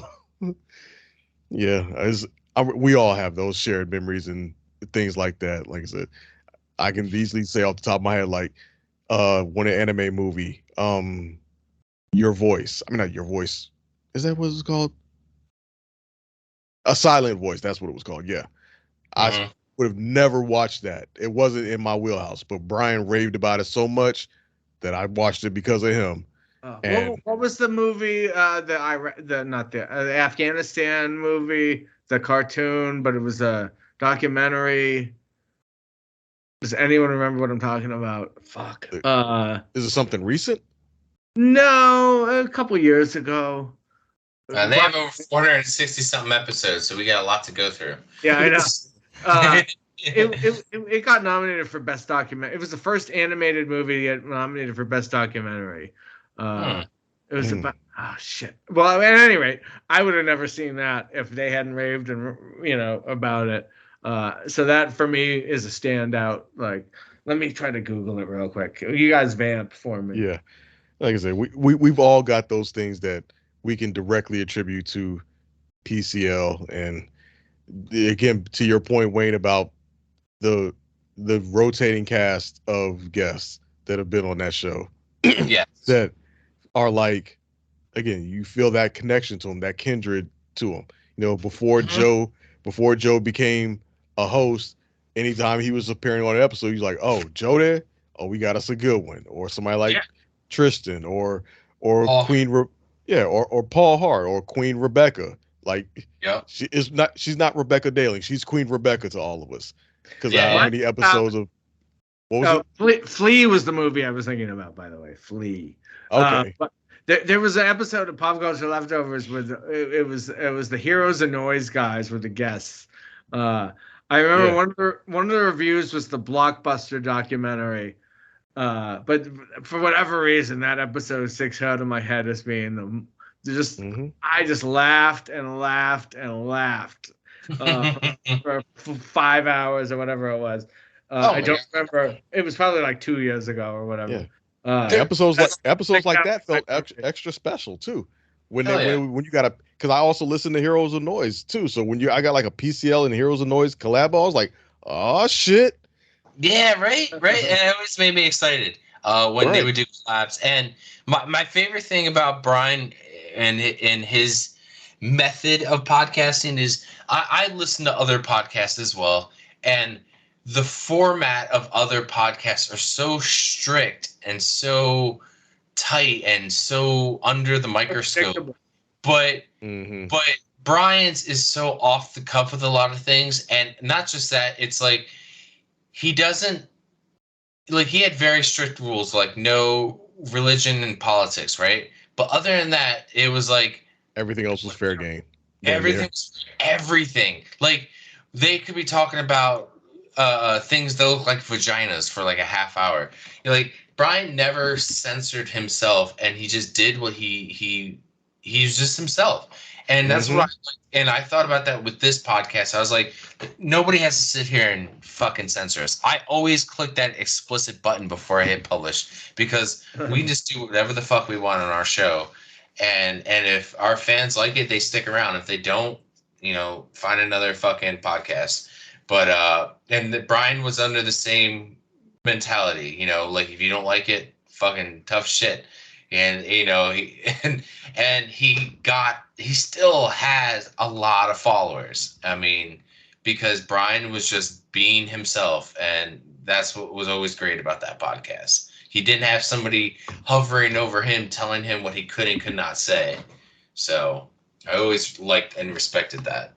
Well, the simple fact that we're here at all, and like I said, how many dozens and dozens of other podcasts exist because of PCL. That alone should be a testament to the reach it had, and continues to have, even though it sort of doesn't exist anymore. Right. That's something. Yeah, that's something that other podcasts that are far bigger than anything we've put out can't claim. No, absolutely. They can't say that they spawned a whole community of other podcasters and other shows. Yep. So, tips. So, utmost respect to PCL, to Brian, to Jake, to Joe, and to everybody else. Love to everybody in the PCL community, to the Leftover Army. And if I had a bell, I'd be ringing it. I'd be giving you a 10 bell count. But hopefully this is close enough. Yep. But hopefully this isn't goodbye forever. Hopefully it's just goodbye for now. Yeah. But for us, it's not goodbye. It's just see you later. Yep. I am going to play us off with some July 4th music. Here we go, fellas. And so, my fellow Americans, ask not what your country can do for you. Ask what you can do for your country. I am a real American. The rights of every man. I am a real American. Fight for what's right. Fight for your life.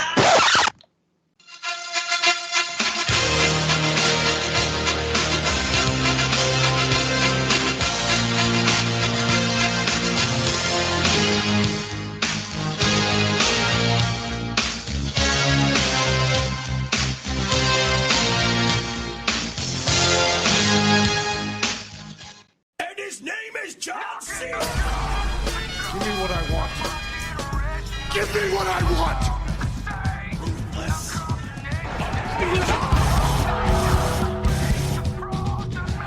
No, it's true. It's damn true. It doesn't matter what your name is!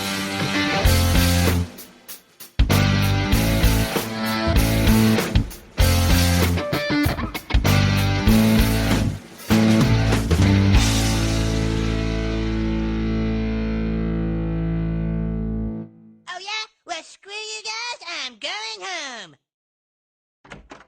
Bye, have a great time.